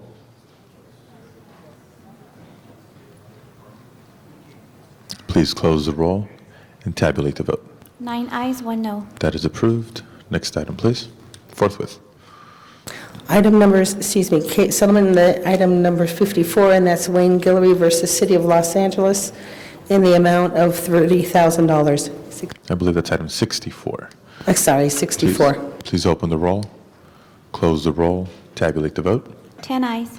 That is approved. Forthwith, please. Next item. 67 is settlement in the case of Burton Mannheim, et cetera, and that's in the amount of $385,000. Please open the roll, close the roll, tabulate the vote. 10 ayes.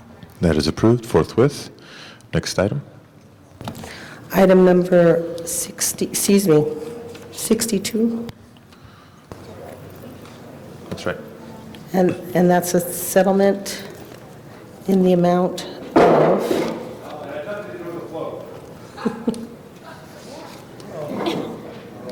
with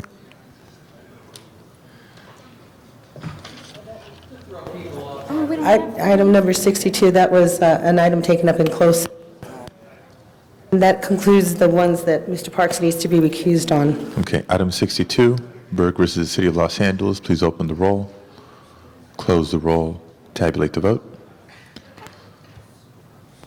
10 ayes. That is approved. Forthwith, please. And We can now welcome Mr. Parks back into council chambers.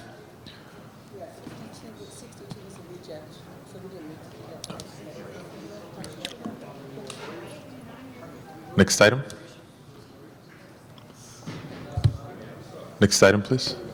Item number 59, and that's in the settlement of Derek Campbell versus City of Los Angeles and Mark Ziemba, and that's the amount of $1.1 million. Please open the roll, close the roll, tabulate the vote. 10 ayes, 1 no. That is approved. Next item, please. Item number 57, settlement in the case of Feister versus City of Los Angeles, and that's in the amount of $500,000. Please open the roll, close the roll, tabulate the vote. 11 ayes. Approved. Forthwith, please. Next item. Item number 63 is case of City versus June Palmer Whites, and that's in the amount of $365,000. That's approving the settlement. Please open the roll, close the roll, tabulate the vote. 11 ayes. That is approved. Forthwith, please. Next item. Item number 61 is a workers' comp case, and that's 100% disability in the amount of $780,000. Please open the roll, close the roll, tabulate the vote. 11 ayes. That's approved. Next item, please. Item number 56 is an appropriation of $150,000, and that's for the State Water Resources Control Board. Please open the roll, close the roll, tabulate the vote. 10 ayes, 1 no. That is approved. Next item, please. Item number 55 is a settlement in the case of Cleveland versus City of Los Angeles, and that's not a settlement, that's an appropriation of $50,000 for outside counsel. Please open the roll, close the roll, tabulate the vote. 10 ayes, 1 no. That is approved. Forthwith, please. And that clears the desk. Thank you very much. Members, that's the end of our agenda. Do we have any announcements? Any announcements today? Mr. Ludlow. Mr. President, I wanted to rise on a very fun note. I understand that we didn't get a chance to acknowledge this, but on Saturday, colleagues, I was witness to the lighting of perhaps the biggest Christmas tree in the world. At least it was to my 8-year-old son. He thought it was the biggest Christmas tree he'd ever seen in his life. And Councilmember Parks and Bobby Parks just did a phenomenal job. If you get a chance, go to the corner of Marlton and King Boulevard, and there's a 100-foot Christmas tree that I know there's one problem we have, council member. We're not sure that you got FAA approval for that thing, because that thing is huge. But thousands of people were out here. I haven't seen a crowd like that in a long, long time. And I don't know, a few thousand toys were given away. Anyway, colleagues, this is an amazing tree, and you and your wife did a phenomenal job. Comedians were out there, celebrities, Keyshawn Johnson, everybody. It was a great, great day, and everybody who didn't get a chance to come, you really missed a real treat. You guys did a great job. Thank you. And my son will never be the same. The little tree he has in his living room just isn't cutting it anymore. I was just smart enough to do what Bobby told me, that's all. Works every time. Other announcements? Announcements? If not, please rise for adjourning motions.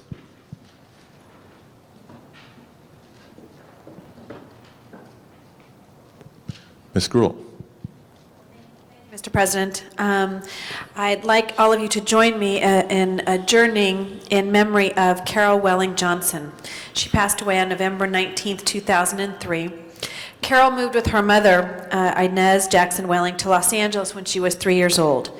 She attended Los Angeles High School, then UCLA, where she graduated in 1938 with a BA in English and served as student body vice president and associate editor of the yearbook. During the late 40s, she accepted a position with the Communication Workers of America, becoming in the early 50s one of the highest paid women in U.S. private industry. In addition to raising her family, Carol generously volunteered her support to the UCLA Alumni Association as VP of Scholarship, the UCLA Medical Center Auxiliary as VP, and President of Alumni Support Groups, including Gold Shield, with which I'm a member, Affiliates, and Westwood Women's Brewing Club.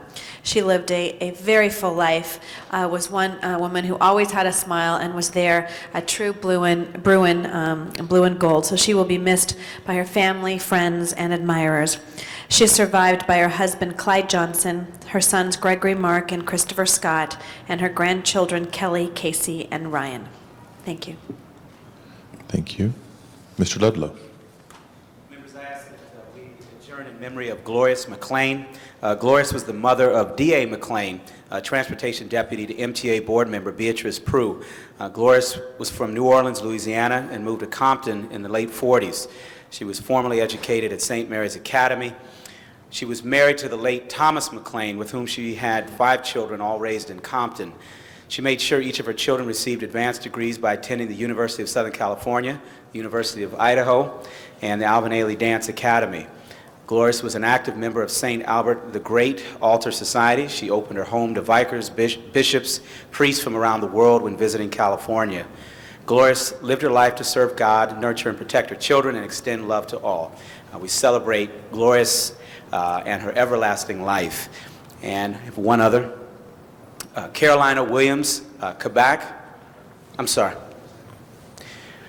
Carolina was born in Honduras and came to the United States at age 17 to attend Pepperdine University.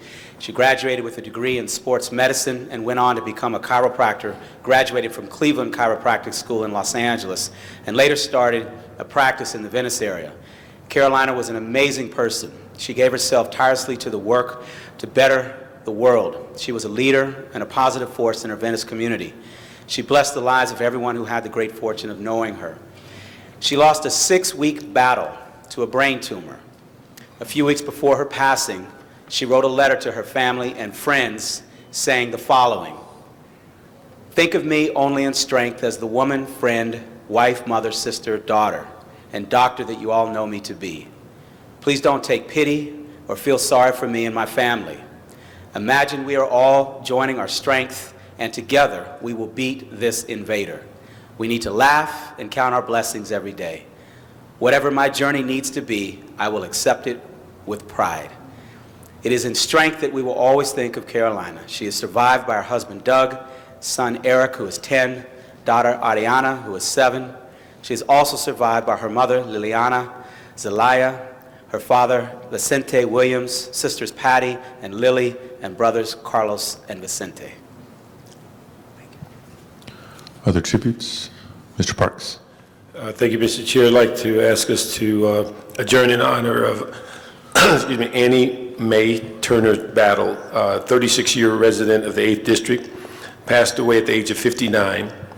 She was born on December the 10th, 1944, and she passed away the day after her birthday on December 11th. She came to Los Angeles in '66. She was a member of the Greater Ebenezer Missionary Baptist Church, where she sang in the Inspirational Choir, served as a vice president of the Mission Chorus, and was a member of the Esther Circle and the General Mission. She met her husband Charles at the church, and they've been married for 34 years. They have 2 children, Eric and Erica. Ms. Battle career consisted of several employments in the insurance business, California Store Insurance, Travelers Insurance, as well as being an industrial specialist at the Department of Defense. She's also, later in life, started a business with her husband. She will be buried, or the funeral services will be held at Greater Ebenezer Missionary Baptist Church Saturday, December the 20th at 10 a.m. She is survived by her husband Charles and 2 children, Eric and Erica. Mr. Weiss.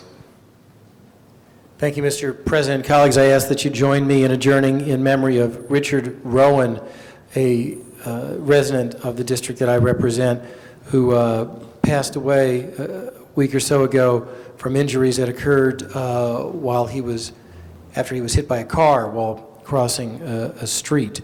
A very tragic loss. He was only 62 years old. The father of 5, the grandfather of 6 very young children. He had practiced law for many decades and was married for 40 years to his wife, Carolyn. Other tributes? Madam Clerk, please call the roll.